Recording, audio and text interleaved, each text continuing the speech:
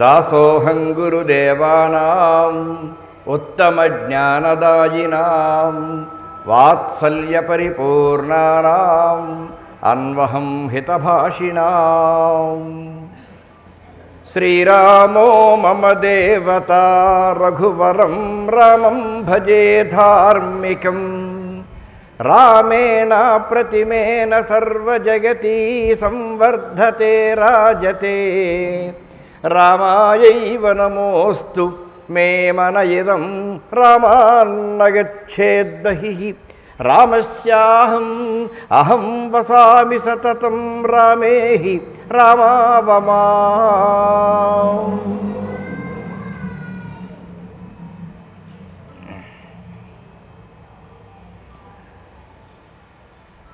శృంగేరీ ఖలు కైలాసః శృంగేరీ ఖలు కైలాసః జ్ఞానగంగాధరో హరః. భారతీ తీర్థయే వాసౌ తం గురుం ప్రణమామ్యహం. భారతీ తీర్థయే వాసౌ తం గురుం ప్రణమామ్యహం. శ్రీమాతృగురుభ్యాం సభాయై చ నమః. చివుకుల శ్రీరామచంద్రమూర్తి గారు, వారి ధర్మపత్ని మారుతి, ఆ దంపతులు నా యందు అసాధారణమైనటువంటి ప్రేమాభిమానాలు చూపిస్తూ ఎన్నో పర్యాయాలు ఇక్కడికి రప్పించడం జరిగింది, వివిధ కారణాలను చూపిస్తూ. ఒకసారి మొత్తం ముకుంద విలాసం మొత్తం చెప్పమన్నారు. మిగిలినవన్నీ ప్రసంగాల్లో ఉంటాయి, కానీ ముకుంద విలాసం మాత్రం ప్రసంగాలాగా పాఠంలాగా చెప్పమన్నారు. అందరూ పుస్తకాలు దగ్గర పెట్టుకుంటే శ్లోకంలో ప్రతిపదార్థం తాత్పర్యంలాగా చెప్పిన అదొక విచిత్రమైనటువంటి ఉపన్యాసం అది, ప్రతి శ్లోకము కూడా. తర్వాత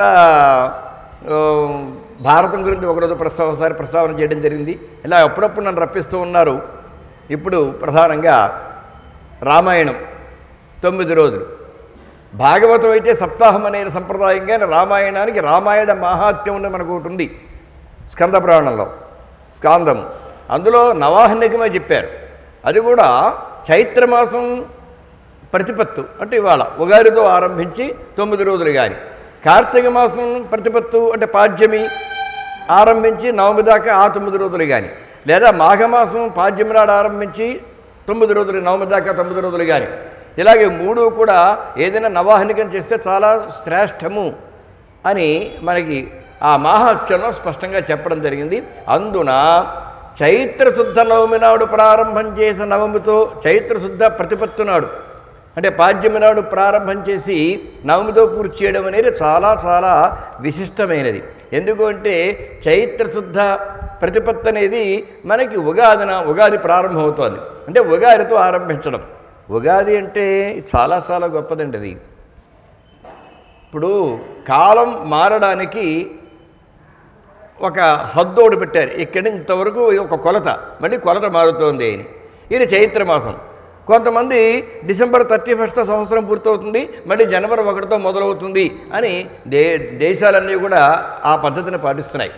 మనం మాత్రం మన తెలుగు దేశాలు ఎక్కడున్నా సరే, తెలుగు నేల ఎక్కడున్నా సరే, తెలుగు వారు ఎక్కడున్నా సరే ఇవాళ రోజున ప్రారంభిస్తాం.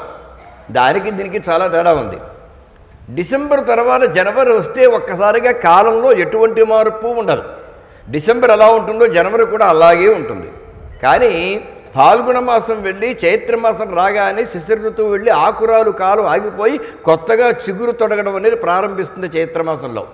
అంతవరకు ఏ పక్షులు ఏమైపోతాయో తెలియదు, కానీ సరిగ్గా చైత్రమాసం రాగానే కోయిలలు కుయ్యడం మొదలు పెడతాయి, కుహు కుహు అంటూ. చిలుకలు కూడా కుయ్యడం మొదలు పెడతాయి. ఎక్కడ చూసినా పచ్చదనం ప్రారంభమవుతుంది. ప్రకృతిలో ఒక విధమైన మార్పు వస్తుంది చైత్రమాసంలో. అది కాలం మారడానికి అది ఒక సూచన. అంతేకాదు, మరి డిసెంబర్ 31 నాడు అర్ధరాత్రి అంటే జనవరి 1 అనేప్పటికీ అక్కడ గ్లాసులు పగులుతాయి, సీసాలు పగులుతాయి, మనకి తెల్లవారకుండానే కొబ్బరికాయలు పగులుతాయి. మరి ఏది గొప్పదో మనం ఆలోచించుకోండి. ఏది సంస్కారం అంటే ఒక సంవత్సరంలో సంవత్సరం అడుగు పెడుతున్నాము అంటే కాలపురుషుడు కాలోహి దురతిక్రమ రామాయణంలో మాటే, అందున సుందరకాండలో మాట, పైగా హనుమంతుడు అన్నమాట, పైగా రాముణ్ణి సీతను దృష్టిలో పెట్టుకుందన్నమాట. రాముడేమిటి, సీత ఏమిటి, వాళ్ళకి కష్టాలు ఏమిటి? కాలో హి దురతిక్రమ, కాలం దగ్గరికి వస్తే దేవుడైనా సరే పక్కకి వెళ్ళాల్సిందే, కాలం అంత శక్తివంతమైనది అని సాక్షాత్తుగా హనుమంతుడే అంటాడు. కనుక ఆ కాలానికి, కాల పురుషుడికి మనం నమస్కారం చేయాలి కొబ్బరికాయలతో, కానీ సీసాలతోటి గ్లాసులతోటి అవి బదులుకొట్టి నమస్కారం చేయకూడదు, కొబ్బరికాయలు బదులుకొట్టి నమస్కారం చేయాలి. అది మనకి మరి మన చక్కగా తెల్లారిన తర్వాత 6 రకాలైనటువంటి రుచులు కలుపుకుని ఉగాది పచ్చడి అనే పేరుతో ఒక విచిత్రమైనటువంటి, ఒక ప్రత్యేకమైనటువంటి, ఒక దివ్యమైనటువంటి, ఒక భవ్యమైనటువంటి ఔషధాన్ని తయారు చేస్తాం. అది మందు. వాళ్ళు పుచ్చుకుంటారు, అర్ధరాత్రి వాళ్ళు మందు వాళ్ళు పుచ్చుకుంటారు, తెల్లారికే మందు మనం పుచ్చుకుంటాం. ఆ మందుకి ఈ మందుకి చాలా, ఆ మందు తీసుకుంటే మొత్తం పడిపోతాం, ఈ మందు తీసుకుంటే విశేషమైన చైతన్యం వస్తుంది, మనకి వినూతనమైనటువంటి చైతన్యం వస్తుంది. ఎందుకంటే అసలు చూడండి, మన పెద్దవారు ఎంత మేధాశక్తితో వారన్నీ కూడా ప్రపంచాన్ని, సృష్టిని, భగవంతుడు ఇచ్చినటువంటి సృష్టిని వర్గీకరణ చేసి పడేశారంతే. ఎవరి తరమండి? రుచులు ఎన్ని రకములు అంటే ఎవరైనా చెప్పగలరండి? అసలు కొన్ని వందల వేల రుచులు కనిపిస్తాయి మనకి. అలాంటి దాన్ని వర్గీకరణ చేసి మీరు ఎన్ని వందల వేల రకాల వంటకాలైనా వండండి, కానీ అందులో ఉన్నవి మాత్రం 6 రుచులు: కారము, తీపి, పులుపు, చేదు, వగరు, పులుపు, ఉప్పు కదా. ఈ 6 కాకుండా 7వ రుచి చూపించమన్నారు. ఇంకెక్కడుంది? ఈ 6తోటే మనం 600 రకాలు తయారు చేయొచ్చు, 6000 రకాలు తయారు చేయొచ్చు. అంటే ఉన్న రుచులు 6 అని మొట్టమొదటిసారిగా కనుగొన్నవాడు భారతీయుడు. ఆ విషయం మర్చిపోవద్దు మనం. అది మన భారతదేశం అంటే. వర్గీకరణ చేయడంలో ఇంకా మన వాడు నెంబర్ 1 అన్నమాట. మొత్తం లెక్క వేసి పెడేస్తారు. 6 రుచులు. ఈ 6 రుచులలో గమ్మత్తుంటే కమ్మదనం అనేది అసలు ఈ 6 రుచుల్లోనూ లేదండి. కానీ అబ్బా కమ్మగా ఉందండి అంటారు, చాలా వంట చాలా కమ్మగా ఉంది అంటారు. ఈ 6 రుచుల్లో కమ్మదనం లేదు. ఇది ఎక్కడి నుంచి వచ్చింది అంటే, కమ్మదనం అనేది ప్రత్యేకమైన రుచి కాదు. తియ్యని పదార్థమైనా, కారం గల వస్తువైనా, ఉప్పు అయినా, మరి పులుపైనా, వగరైనా ఆస్వాదయోగ్యంగా ఏది ఎక్కువ కాకుండా తక్కువ కాకుండా తినడానికి, త్రాగడానికి వీలుగా ఉంటే ఆ రుచికి కమ్మదనం అని పేరు. తీపి అంటే ఇష్టం కదా అని ఇంత బెల్లం మొక్క పడుకుని ఎదురుండే పెట్టి తినమంటే తింటాడా? కారం అంటే ఇష్టం కదా అని 1 కిలో పచ్చిమిర్చి అక్కడ పెట్టి తినమంటే తింటారా?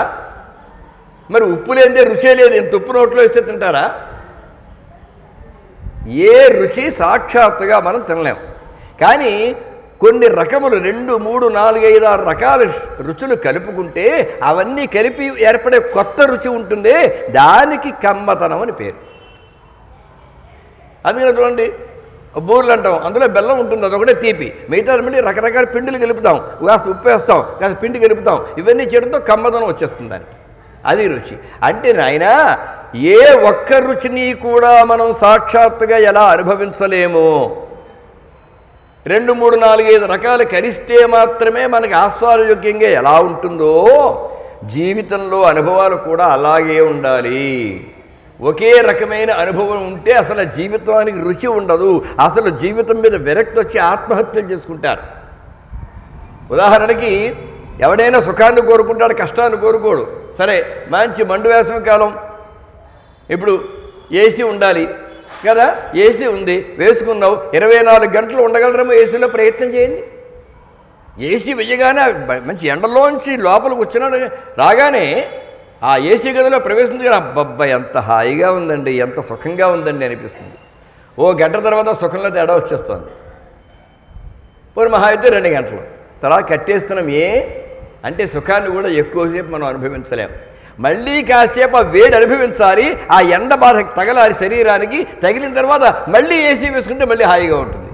అంటే ఒక కష్టం తర్వాత వచ్చేటువంటి సుఖము కానీ కేవలం సుఖం కాదు. కాబట్టి అలాగే రాత్రి నిద్రపోవాలంటే పగలు మెలకుగా ఉండాలి. అలాగే పగలంతా పడుకుని మళ్ళీ రాత్రి నిద్ర పడుతుందో ఆలోచించండి, పట్టదు. పైగా పగలు పడుకోకపోవడం వల్ల మనకు వచ్చేటువంటి ఇబ్బంది ఏమీ లేదు, కానీ రాత్రి నిద్ర పట్టకపోతే నరకం చూసేస్తాను నిజంగా. అందుకని రాత్రి సుఖంగా ఉండాలంటే పగలు కష్టపడాలి. ముసలితనంలో సుఖంగా ఉండాలి అంటే వయస్సులో ఉన్నప్పుడు కష్టపడాలి. వచ్చే జన్మలో సుఖంగా ఉండాలి అంటే ఈ జన్మలో కాస్త కష్టపడాలి. అలాగే మరి జీవితంలో కొన్ని కష్టాలు పొందుతూ ఉంటే సుఖం యొక్క విలువ తెలుస్తుంది. కాబట్టి నాయనా కష్టములు వచ్చేది బెంగ పడిపోకు, అన్నింటినీ సమానంగా అనుభవించు, ఆస్వాదించు.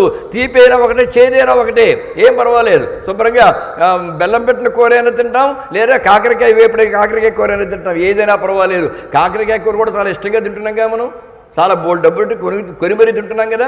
అంటే ఆ చేదులో కూడా ఆస్వాదయోగ్యమైనటువంటి లక్షణం కమ్మదనం అనేది ఉంది. కనుక సుఖములు దుఃఖములు కష్టములు సుఖములు అన్నింటినీ సమానంగా ఆస్వాదించడం నేర్చుకోండి అని చెప్పడం కోసమని 6 రుచులు కలిపి ఉగాది పచ్చడి అనే పేరుతోటి చక్కగా తెలుగు పేరు, అసలు సిసలు తెలుగు పేరు అన్నమాట. అది ఉగాది పచ్చడి అని ఆయన తయారు చేసి పొద్దున్నే తినిపిస్తాం. అంటే ఏడాది పొడుగునా మనం తినకూడనివి ఎన్నో తిని, మనకి ఏది పడుతుందో అది తినకుండా ఏది పడితే అది తిని మనం చేస్తున్న పని అది.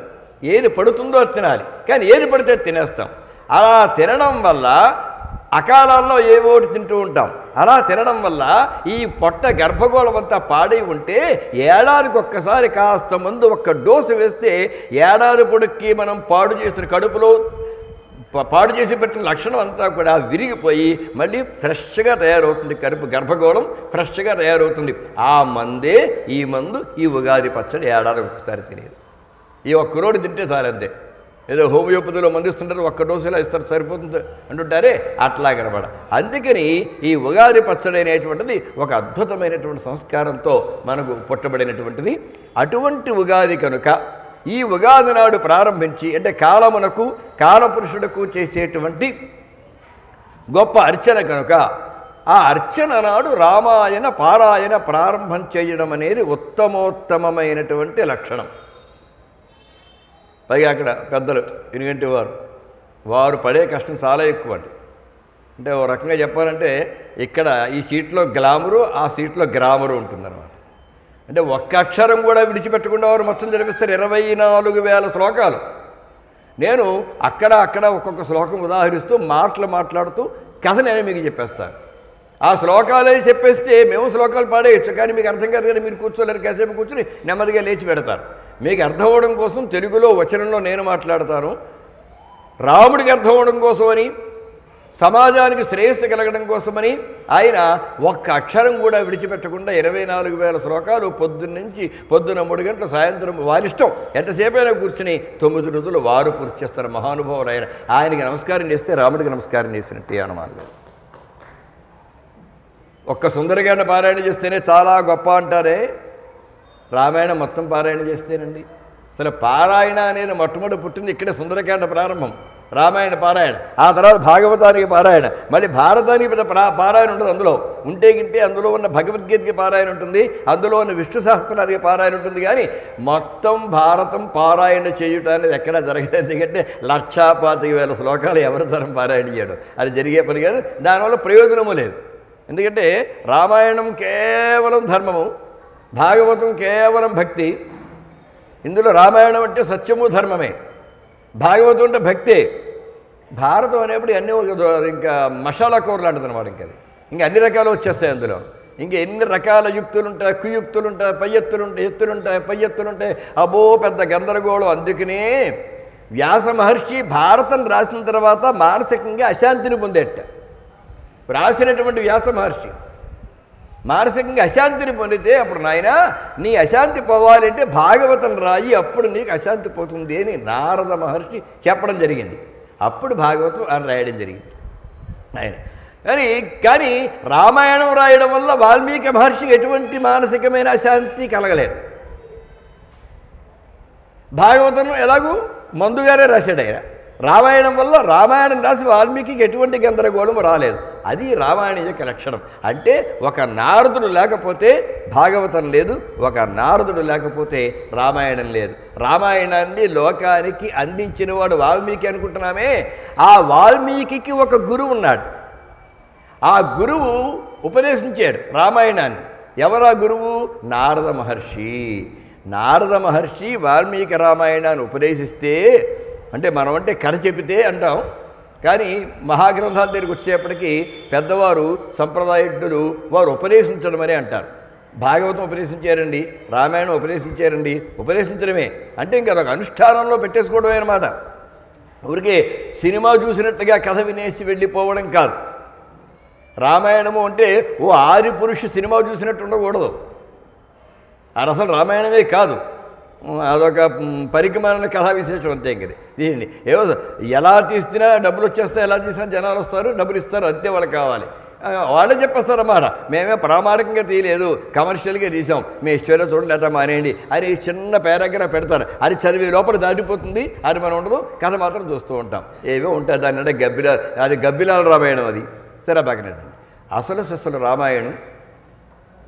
ఈ రామాయణంలో గరుత్మంతుడు ఉంటాడు, జటాయు ఉంటాడు, సంపాతి ఉంటాడు, ఇలాంటి పక్షులు ఉంటాయి. మరి చింపాంజీలు కాదు, హనుమంతుడు లాంటి ఒక మహావానరం ఉంటుంది, జాంబవంతుడు లాంటి ఎలుగుబంటి ఉంటుంది. అంటే పక్షులు మృగములు కూడా ఎవరైతే ధర్మ మార్గంలో ఉంటారో, ఎవరైతే న్యాయ మార్గంలో ఉంటారో వారికి మానవులు మాత్రమే కాదు పక్షులు మృగములు కూడా సాయం చేస్తాయి. ఎవరైతే న్యాయ మార్గాన్ని తప్పిచరిస్తారో వారిని సొంత తోడబుట్టిన అన్నదమ్ములు కూడా విడిచిపెట్టేస్తారు అని మనకి మురారి అనర్ఘరాఘవంలో చెప్పడం జరుగుతుంది. కనుక ఇక్కడ రామాయణం అనేది నారదుడితో ప్రారంభమైంది.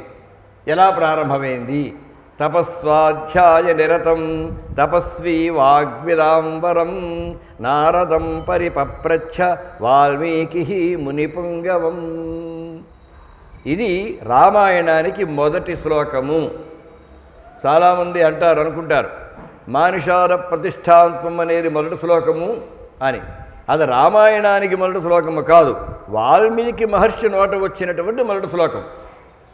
రామాయణానికి మొదటి శ్లోకం మాత్రం ఇదే. తపస్వాధ్యాయ నిరతం తపస్వీ వాగ్విదాంబరం నారదం పరిపప్రచ్ఛ వాల్మీకి మునిపుంగవం అని దీంతో ప్రారంభమైంది.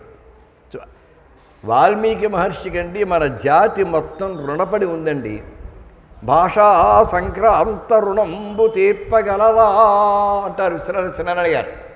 అసలు ఈ కొన్ని వందల వేల లక్షల మంది కవులందరూ పుట్టుకొస్తున్నారే, వీళ్ళందరూ కలిసిన ఈ వాల్మీకి మహర్షి మనకి రామాయణాన్ని అందివ్వకపోతే కవిత్వం అనే ఒక పదార్థం ఉందని కూడా లోకానికి తెలియదే. వాల్మీకి యొక్క ఆ మహర్షి యొక్క రుణాన్ని తీర్చుకోగలదా ఈ జాతి అన్నాడు ఆయన. వాల్మీకి ఒక సైంటిస్ట్ లాంటి వాడు, కవిత్వం అనేదాన్ని సృష్టించాడు ఆయన. వాల్మీకి లేని క్రితము కవిత్వం అనేది లేదు, ఒక కథ అనేది లేదు. అంటే కథ సృష్టించాడా? కాదు కదండి, నిజంగా జరిగిందే కదండి. జరగడమే కావచ్చు, జరిగిన విషయాన్ని ఎంత అందంగా చెప్పాలంటే పూర్తయ్యే వరకు వినేవాడు చెవులు రిక్కించుకుని ఉండాలి. అలా చెప్పడం చేతనవ్వాలి. ఇప్పుడు చిన్నపిల్లలు కథలు చెప్తుంటామే, కొంతమంది కథలు చెప్తుంటే ఇష్టంగా వింటారు, కొంతమంది చెప్తే సరిగా వినలేరు. అంటే చెప్పడం చేతగాకనమాట. కథా కథనము అంటేదే ఆ కథ చెప్పే తీరు అనేది ఒకటి ఉంటుంది. రాముడు ఉన్నాడు, పరిపాలించాడు, ఆయన జీవితం ఏదో జరిగింది, అందులో వెలుగులో ఉన్నాయి, నీడలో ఉన్నాయి, కష్టాలు ఉన్నాయి, సుఖాలు ఉన్నాయి. అవన్నీ జాగ్రత్తగా మనకు అందివ్వడంలో రసవంతంగా మనకు అందిస్తే మొదలు పెడితే చివరి వరకు ఆగకుండా మనం ఆ ఉత్సుకత పెరిగిపోవాలి. అలా మొట్టమొదటిసారిగా చెప్పిన వాడు వరకు అంటే వాల్మీకి మహర్షి. ఇలా ఒక కథను చెప్పచ్చు అని అంతక్రితం ఎవరికి తెలియదు. అంతక్రితం ఏముందండి? వేదమే ఉంది. వేదమేం కథ కాదు కదా, అది ఇంకా ధర్మ ఉపదేశం అంతే. ఇంకది ఈయన కథ మొదలుపెట్టాడు. అంతేకాదు, ఓ హీరో ఉండాలి, ఓ హీరోయిన్ ఉండాలి. ఈ ఇద్దరికి ఎడబాటు కలగడానికి ఒక విలన్ ఉండాలి. అప్పుడు ఈ హీరో వెళ్ళి విలన్ చంపాలి, దాంతో శుభం కార్డుపడాలి. ఇది లోకానికి మొట్టమొదటి చెప్పింది ఎవరండి? వాల్మీకి. ఇవాళ ఆనాటి నుంచి ఈనాటి వరకు ఎన్ని లక్షల సినిమాలు తీస్తున్నా ఇదే కదా కథ, ఇదే కదా కాన్సెప్టు. మధ్యలో ఏముంది? సరిగ్గా ఆ శృంగారం ఉంటుంది, ఆ ప్రేమ ఉంటుంది, ఆ ఎడబాటు ఉంటుంది, మధ్యలో వైలెన్స్ ఉంటుంది, అంటే యుద్ధం ఉంటుంది, ఫైటింగ్ ఉంటుంది. ఇవే కదా. మధ్యలో హాస్యం ఉంటుంది, ఇందులోనూ హాస్యం ఉంది. సినిమాల్లో అన్ని రసాలు ఉంటాయి, ఇందులో అన్ని రసాలు ఉన్నాయి. అంటే నాయన కథ అంటే ఇలా చెప్పాలి అనే లోకానికి ఒక కథ అనే వస్తువును సృష్టించిన సైంటిస్ట్ ఎవరయ్యా అంటే వాల్మీకి మహర్షి. కనుక తెల్లవారు లేస్తే మనందరం కూడా వాల్మీకి మహర్షికి నమస్కారం చేసుకోవాలి. కూజంతం రామ రామేతి మధురం మధురాక్షరం ఆరుహ్య కవితా శాఖాం వందే వాల్మీకి కోకిలం. అదిగో ఆ వాల్మీకి మహర్షి మొదలు పెడుతున్నాడు రామాయణాన్ని. మొదలు పెడుతూ ఏమంటాడైనా, సహజంగా మనం అందరం కూడా ఎక్స్పెక్ట్ చేస్తాం కదా. అంటే శ్రీకారంతో మొదలు పెడతారు, ఒక మంగళ శ్లోకంతో మొదలు పెడతారు, ఒక ప్రార్థనతో మొదలు పెడతారు. రామాయణం కంటే గొప్ప కావ్యం లోకంలో ఏదీ లేదే, అది ఆది కావ్యం కదా, ఈయన ఆది పురుషుడు కదా. ఆది పురుషుడు కాదు, ఆది పురుషుడు కదా ఈయన, మరి ఆది కావ్యం కదా. ఆ మంగళ శ్లోకం ఏ దేవుడి మీద చెప్పాడో చూద్దాం అని అడిగితే అసలు అందులో శ్రీకార్యమే ఉండదు, ఏ దేవుడి గురించి ప్రార్థనే ఉండదు. ఇదే మొదటి శ్లోకం, తపస్వాధ్యాయ నిరతం అని మొదలైంది. ఇందులో ఎవరున్నారు? ఇద్దరి పేర్లు ఉన్నాయి. నారదుడి పేరుంది, వాల్మీకి పేరుంది. అంటే వాల్మీకి ఏమంటున్నాడంటే, ఇప్పుడు నేను కథ చెప్పబోతున్నాను, ఈ చెప్పేటువంటి కథ చూసి ఆహా ఓహో అనుకుని మీరందరూ కూడా మురిసిపోతే, అంటే మురిసిపోతారు అని ఆత్మవిశ్వాసం అన్నమాట. తాను చెప్పే కథ అద్భుతంగా ఉంటుందని నమ్మకం కలిగిపోయింది. ఎందుకని? కథా వస్తువు అంత గొప్పది కనుక. చెబుతున్నది రాముడి గురించి కనుక. బంగారం బాగుంటే నగ ఖచ్చితంగా బాగుంటుంది కనుక ఇది బాగుంటుంది. ఈ బాగుండడంలో గొప్పదనం అంతా నాదనుకుంటారేమో. నాకు కూడా ఒక గురువు గారు ఉన్నారు, ఆ గురువు గారు నాకు చెబితేనే మీకు నేను చెబుతున్నాను అని గురు ప్రస్తావనతో ప్రారంభం చేశాడు. కాబట్టి వేరే మంగళ శ్లోకం అక్కర్లా. ఇంకోటి తపశ్శబ్దంతో ప్రారంభమైంది. తపస్సు కంటే మంగళవాచకం ఇంకేముంటుందండి అసలు లోకంలో? అసలు లోకంలో ఎప్పుడు ఎవరు ఏది సాధించినా ఆరు సృష్టికర్త అయిన బ్రహ్మదేవుడు తపస్సులోనే ఉంటాడు, విష్ణుమూర్తి తపస్సులోనే ఉంటాడు, శివుడు తపస్సులోనే ఉంటాడు. వీరందరూ తపశ్చారణ చక్రవర్తులు వీరందరూ కూడా. అలాగే లోకంలో ఎంతోమంది రాక్షసులు కానీ మరొకరు కానీ తపస్సు చేసి వారికి కావలసినవన్నీ కూడా సాధించుకున్నారు. వారు తపస్సు కంటే గొప్పది లోకంలో ఇంకేదీ లేదు. కనుక తపస్సు మంగళవాచకం దాంతో ప్రారంభమైంది. ఇక్కడ తపస్వాధ్యాయ నిరతం. మాకు గురువుగారు ఉన్నారయ్యా. ఆ గురువుగారు ఎలాంటి వాడు? ముందు ఎవరో చెప్పకూడదు, ముందు ఎలాంటి వాడో ముందు చెప్పాలి. ఎవరో అంటే ఏదో పేరు ఎలాగో ఉంటుంది, అసలు ఆయన ఎలాంటి వాడు అన్నది మనకు కావాలి. అందుకని తపస్వాధ్యాయ నిరతం, ఎప్పుడూ తపస్సు చేసుకుంటూ ఉంటాడు. అసలు మనకి ఏ సినిమాలోనైనా నారదుడు తపస్సు చేసుకుంటూ ఉండగా చూసేవాడు మనం? ఏ సినిమాలోనైనా నారదుడు కనబడగానే పాట పాడుతూ ఉంటాడు, తంపులు పెడుతూ ఉంటాడు ఇద్దరి మధ్య. వాళ్ళకి ఎక్కడ ఏ ఇద్దరి మధ్య గొడవ పెడదావారు చూస్తూ ఉంటాడు. ఇదే మనకు తెలిసిన నారదుడు. సినిమాలు మనకి ఉపకారము అపకారము రెండు కూడా చేసి పడేసాడు తెలుగు సినిమాలు. తెలుగు సినిమా అనేది లేకపోతే ఇవాళ తెలుగునాట భారతం కానీ భాగవతం కానీ రామాయణం కానీ తెలియని వాడు లేడు, తెలియని ఆవిడ లేదు. వీళ్ళెవ్వరూ రామాయణ భారత భాగవతాలు చదివిన వాళ్ళు కాదు. రామాయణ భారత భాగవతాలు చదవకుండగానే కథలు మొత్తం తెలిసిపోయాయి. అందరికీ ఏంటి ఎలా తెలిసాయి? కేవలం సినిమాల వల్ల తెలిసాయి. ముఖ్యంగా మన తెలుగునాడు తెలుగు సినిమాల వల్ల తెలిసాయి. ఇందులో ఎన్టీ రామారావు గారికి మనందరం కూడా చేతి మొక్కాల్సింది అనుమానం లేదు. అంటే ఆయన వల్ల ఎక్కువ ప్రచారంలోకి వచ్చింది కనుక ఎక్కువ సినిమాలు వచ్చాయి కనుక. అయితే దానితో పాటు ఏం చేశారంటే లేనిపోని కల్పనలు కూడా చాలా చేసేసి వాళ్ళకి ఆ పాత్రలకు ఉండేటువంటి విలువను కూడా వారు తగ్గించేశారు. అలాంటి సినిమాల్లో ఈ నారదుడు ఎప్పుడు కనబడ్డా అదొక హాస్య పాత్ర మన దృష్టిలో. నారదుడు కనబడగానే నవ్వు వస్తుంది, అలా చేశారు. కానీ నారదుడు అంటే చాలా గొప్ప ఉదాత్తమైన పాత్ర, ఉదాత్తమైన వ్యక్తి. ఎల్లప్పుడూ నోటంబడ నారాయణ నామస్మరణం తప్ప రెండవది ఉండదు. ఎల్లప్పుడూ తపస్సు చేస్తూ ఉంటాడు, మరి నారాయణ నామ స్మరణం చేస్తూ ఉంటాడు. త్రిలోక సంచారం, ముల్లోకాలు కూడా తిరుగుతూ ఉంటాడు. కనుక ఆయన గొప్ప తపస్వి. రెండవది, సరే ఆయన తపస్వి అయితే మాకేం ఒరిగింది? ఎవరో వచ్చి ఎక్కడైనా తపస్సు చేసుకుంటున్నారు, మనకేమో ఒరిగిందండి? ఇప్పుడు భారతీ తీర్థస్వామి శృంగేరిలో కూర్చొని తపస్సు చేసుకుంటే మనకేం ఒరగదు. ఆయన అప్పుడప్పుడు జైత్రయాత్ర చేసి విజయయాత్ర చేసి మనందరినీ ఆశీర్వదిస్తూ ఉంటారు. కనుక మన లోకానికి మంగళం అనేది కలుగుతూ ఉంటుంది. అలాగా గురువుల వల్ల మనం ఆశించేది, లేదా మనం అక్కడికి వెడితే వారికి ఆశిస్తులు మనకు లభిస్తూ ఉంటాయి. వారు నిరంతరం చేసేటువంటి పూజా పురస్కారాలు ఉంటాయి. చంద్రమౌళీశ్వర స్వామికి చేసిన అభిషేకాలు ఇవన్నీ నా కోసం వారు చేయరు. మనం ఎప్పుడు ఏ పూజ చేసినా ధనకనక వస్తువాహన సిద్ధ్యర్థం క్షేమస్థైర్య విజయాభయాజురారోగ్యైశ్వర్యాభివృద్ధ్యర్థం. ఈ మాట అనడం మనకి జాతి కాదు. పక్కన పురోహితుడు ఉంటాడు, చేస్తూ ఉంటాడు. ఆ మాట ఆయన అంటాడు, వెంటనే మనం మాత్రం మమా అనేస్తూ ఉంటాయి. పాపం మనం అన్నం మనకి రాదేమని ఆయన అనిపించేస్తాడు మమ అనుకోండి. అంటే దేవుడా ఆ మాట ఏది ధనకనక వస్తువాహన, తర్వాత క్షేమస్థైర్య విద్యాభయాయురారోగ్య ఐశ్వర్య, ఈ నోరు తిరగదండి నాకు. నేను చదువుకోలేదా, ఆ సంస్కృతం చదువుకోలేదు, అదే నోరు తిరిగి ఆయన్ని కాస్త డబ్బులు ఇచ్చి కూర్చోబెట్టుకున్నాము. ఆయన చెప్పినవన్నీ ఆయనకిమ్మని కాదుండోయ్, నాకిమ్మని దేవుడా, మమ నాకు అని దాని అర్థం. మమ అంటే నాకు అని, ఇవన్నీ నాకే, ఆయనకు కాదు కదా ఇవన్నీ. కానీ మరి భారతీ తీర్థస్వామి వారు చంద్రమౌళీశ్వర స్వామి వారికి అభిషేకం చేశారనుకోండి, ఆయన మమ అనుకోడు. ఆయన క్షేమస్థైర్య విద్యాభయాజురారోగ్యైశ్వర్యములు కానీ ధనకనక వస్తువాహనములు కానీ ఆయన కోసం కాదు, లోకరక్షణార్థం, లోక సంరక్షణార్థం, లోకానికి మేలు కలగడం కోసం, విశ్వమునకు శాంతి కలగడం కోసం, విశ్వశాంతి నిమిత్తమే వారు అభిషేకాలు చేస్తారు. విశ్వశాంతి నిమిత్తమే వారు పూజలు పురస్కారాలు చేస్తూ ఉంటారు. అందుకే చూడండి, మనం నవమి నాడు ఇక్కడ కళ్యాణం చేస్తాం. మంగళసూత్రం కడుతున్నప్పుడు మన వాళ్ళ చేత ఏమనిపిస్తారు, మాంగళ్యం తంతురా అనేనా మమ జీవన హేతురా అనిపిస్తారు. నా యొక్క జీవనం బాగుండడం కోసం నేను మంగళసూత్రం కడుతున్నాను. ఈవిడితో కలిసి ఉంటేనే, నాకు ధర్మపత్ని ఉంటేనే, ఈవిడితో కలిసి నేను సంచారం చేస్తేనే, జీవనం సాగిస్తేనే ధర్మ అర్థ కామములోనే 3 పురుషార్థములు సాధించగలుగుతాను అనే భావంతో అక్కడ 3 ముళ్ళు వేస్తాడు. కానీ అదే దేవుడికి మనం చేస్తున్నప్పుడు మాత్రం అక్కడ రాముడు ఏమంటాడో తెలుసా అండి, సీతమ్మ మెడలో 3 ముళ్ళు వేస్తున్నప్పుడు లోకరక్షణ హేతునా, లోకమునకు రక్షణ కలగడం కోసమని సీతమ్మ మెడలో నేను 3 ముళ్ళు వేస్తున్నాను అని చెప్పి ఆయన వేస్తాడు. అది మన సంకల్పాలకి వారి సంకల్పాలకి తేడా. అది మన ఆలోచనకి మరి పీఠాధిపతులు జగద్గురువులు వారి యొక్క ఆలోచనకి ఉండేటువంటి తేడాలు అలాగే ఉంటాయి. ఇక్కడ నారద మహర్షి తపస్సు చేశాడు అనుకోండి, ఆయనకి పెళ్ళావా బిడ్డలా, దేవుడు ప్రత్యక్షమైన నీకు ఏ వరం కావాలో కోరుకోవడానికి ఏం లేదు అక్కడ నారదుడికి. మిగతా వాళ్ళందరూ రాక్షసులు ఎప్పుడు కోరికలు కోరుతారు. నారదుడికి నిజంగా దేవుడు ప్రత్యేకంగా ఎప్పుడో ప్రత్యక్షం కావక్కర్లా, ఎప్పుడు కావాలంటే అప్పుడే ప్రత్యక్షం అవుతాడు. ఏం కావాలన్నా నాకేం కావాలండి, నిరంతరం నారాయణ నామస్మరణ తప్ప.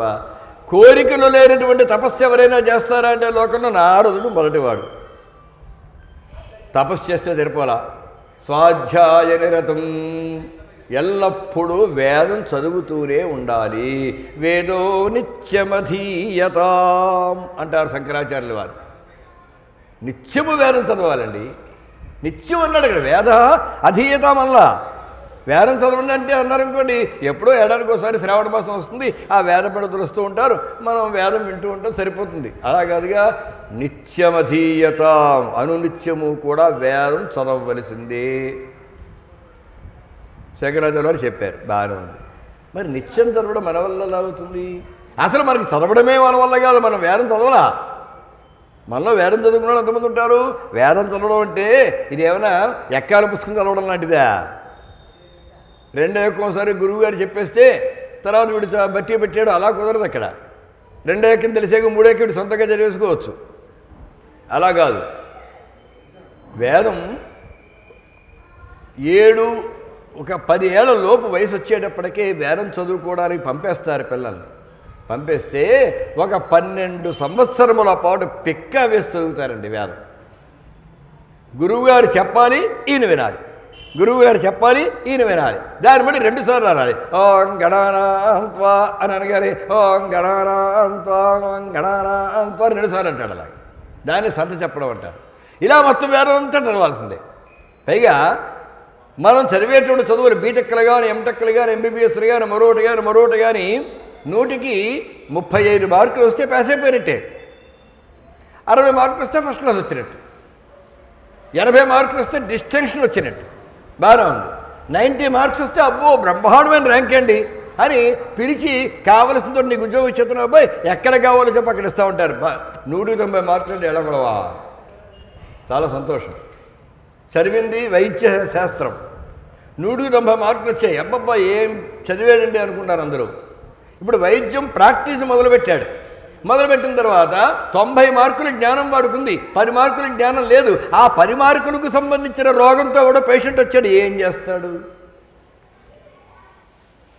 99 మార్కులు వచ్చినా సరే ఆ ఒక్క మార్కుకు సంబంధించిన రోగం వస్తే ఏం చేస్తాడు? కనుక వేదము శాస్త్రము అలా ఉంటుంది. వ్యవహారం 100కి 100 మార్కులు రావాల్సిందే. పూర్వం గురుకులాల్లో ఇలాగ 7 ఏళ్ళు చదువు, 2 ఏళ్ళు చదువు, 5 ఏళ్ళు చదువు ఉండేది కాదు. 100కి 100 మార్కులు ఎప్పుడోసారి చదువు చెప్తూ ఉంటారు, పరీక్ష పెడుతూ ఉంటారు, చదువు చెప్తూ ఉంటారు, పరీక్ష పెడుతూ ఉంటారు. ఎప్పటికైతే వాడికి 100కి 100 మార్కులు వచ్చేస్తాయో అప్పుడు నాయన నీ చదువు పూర్తయింది, బయటికి వెళ్ళు అని చెప్తుంటారు. అది పూర్వకాలం గురుకుల విద్యాభ్యాసం అంటే గురుకుల క్లిష్టో మురారి కవి అని. గురుకుల క్లిష్టత అంటే అట్లా ఉంటుంది అనమాట. అలా చదవాలి. కనుక వేదము నిత్యము చదవాల్సిందే. వేదం అంటే అలా చదవాలి. మనం ఇప్పుడు చదవమంటే చదవలేము. అయితే ఇప్పుడు మనకు జ్వరం వచ్చిందనుకోండి, జ్వరం తగ్గాలంటే వైద్యం జరగాలి. వైద్యం జరగాలంటే ఇప్పటికిప్పుడు మనం వైద్యశాస్త్రం చదివేసి మందు వేసుకుంటామా ఏంటి? మనం చదవకపోయినా చదివిన వాళ్ళు ఎవరో ఉన్నారు కదా, ఆ డాక్టర్ దగ్గర వెళ్తాం, ఆయన వైద్యం చేస్తాడు, ఆయన రాసిన మందు మనం వేసుకుంటాం, రోగం తగ్గుతుంది అక్కడ. అదే మనమే చదవక్కర్లా, చదివిన వారు ఎవరున్నారో ఆయన మనం ఉపయోగించుకుంటే సరిపోతుంది. ఓ ఇల్లు కట్టాలంటే ఇంజనీరింగ్ మనం చదవక్కర్లా, చదివిన వాళ్ళని తెచ్చుకుంటే సరిపోతుంది. అలాగే ఇక్కడ వేదం చదివినటువంటి పండితులు ఉంటారు కనుక, అన్ని చోట్ల ఉంటారు కనుక, అసలు అలా ఉన్న చోటే మనం కూడా ఉండాలి.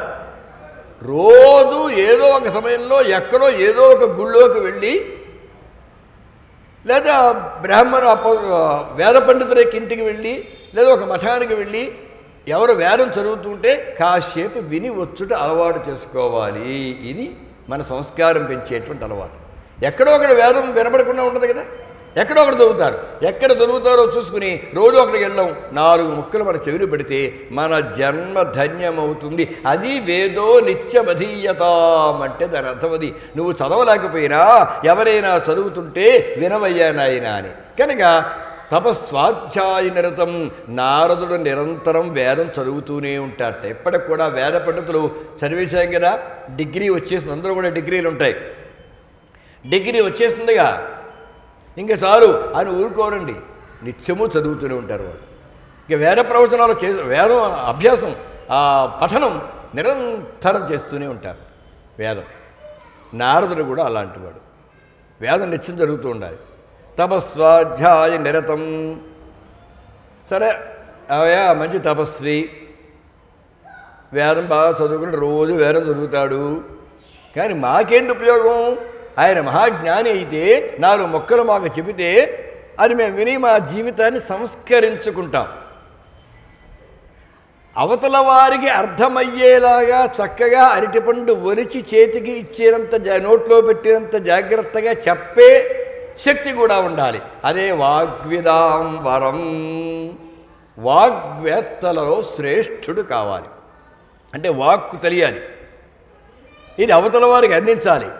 ఏ భాషతో చెప్తే మేము మరి 3.5 దశాబ్దాల కాలం హై స్కూల్లో పిల్లలకి పాఠాలు చెప్పడంతో సరిపోయింది మాకు. అందులో 6వ తరగతి పిల్లాడికి పాఠం చెప్తాం, 10వ తరగతి పిల్లాడికి పాఠం చెప్తాం. 6వ తరగతి పిల్లవాడికి పాఠం చెప్తున్నప్పుడు మేము ఉపయోగించేటువంటి భాష ఒకలా ఉంటుంది. 10వ తరగతి పిల్లాడికి అదే పద్యం, ఒకే పద్యము 6వ తరగతిలోనూ 10వ తరగతిలోనూ ఉన్నట్లయితే 6వ తరగతిలో ఒకలా చెప్తాం, 10వ తరగతిలో ఇంకోలా చెప్తాం.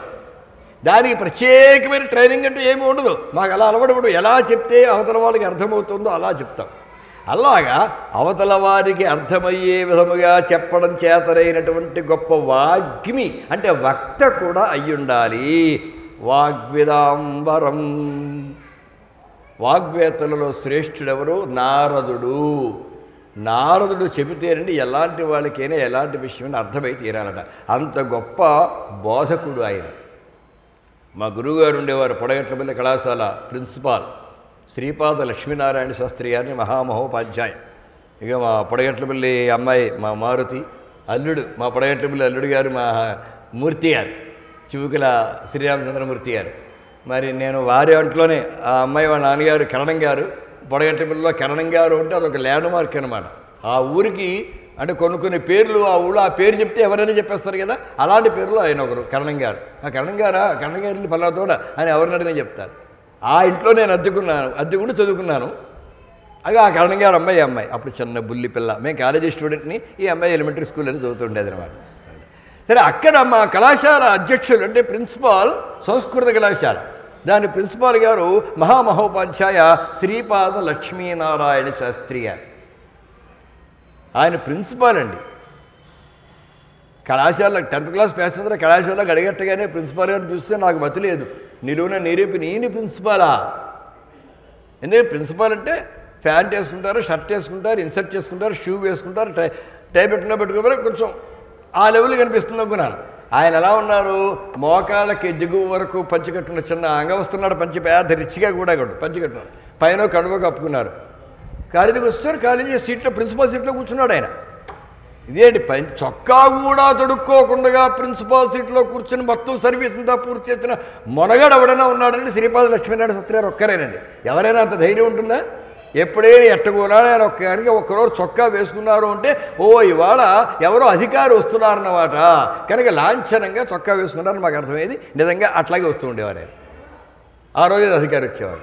ఆయన పాఠం చెప్తే అండి అవతల కూర్చున్నవాడు మొద్దైనా సరే పండితుడైపోవలసింది, జ్ఞానమాలు లేదు. ఎంత ముద్దైనా సరే అది పాఠం చెప్పే తీరు.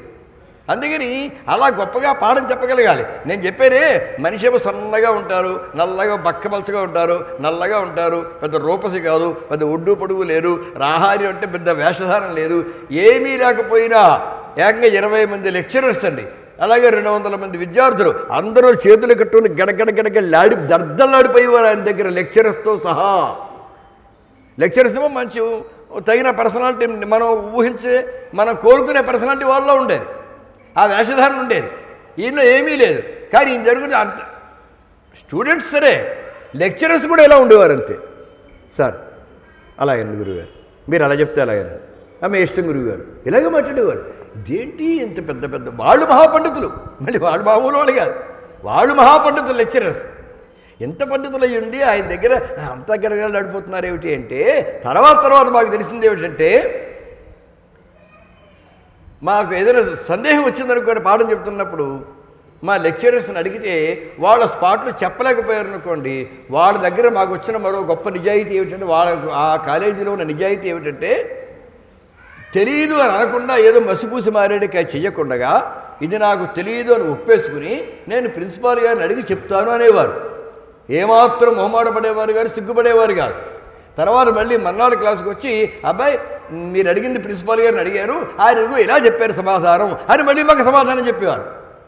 అంటే ఏ లెక్చరర్కి డౌట్, ఏ స్టూడెంట్కి డౌట్ వచ్చినా లెక్చరర్స్ని అడుగుతారు, ఏ లెక్చరర్కి డౌట్ వచ్చినా మా ప్రిన్సిపాల్ గారిని అడుగుతారు. మా ప్రిన్సిపాల్ గారి డౌట్ వస్తే ఆయన డౌట్ రాదంతే. ఇంక అది ఆయన స్థాయి అన్నమాట.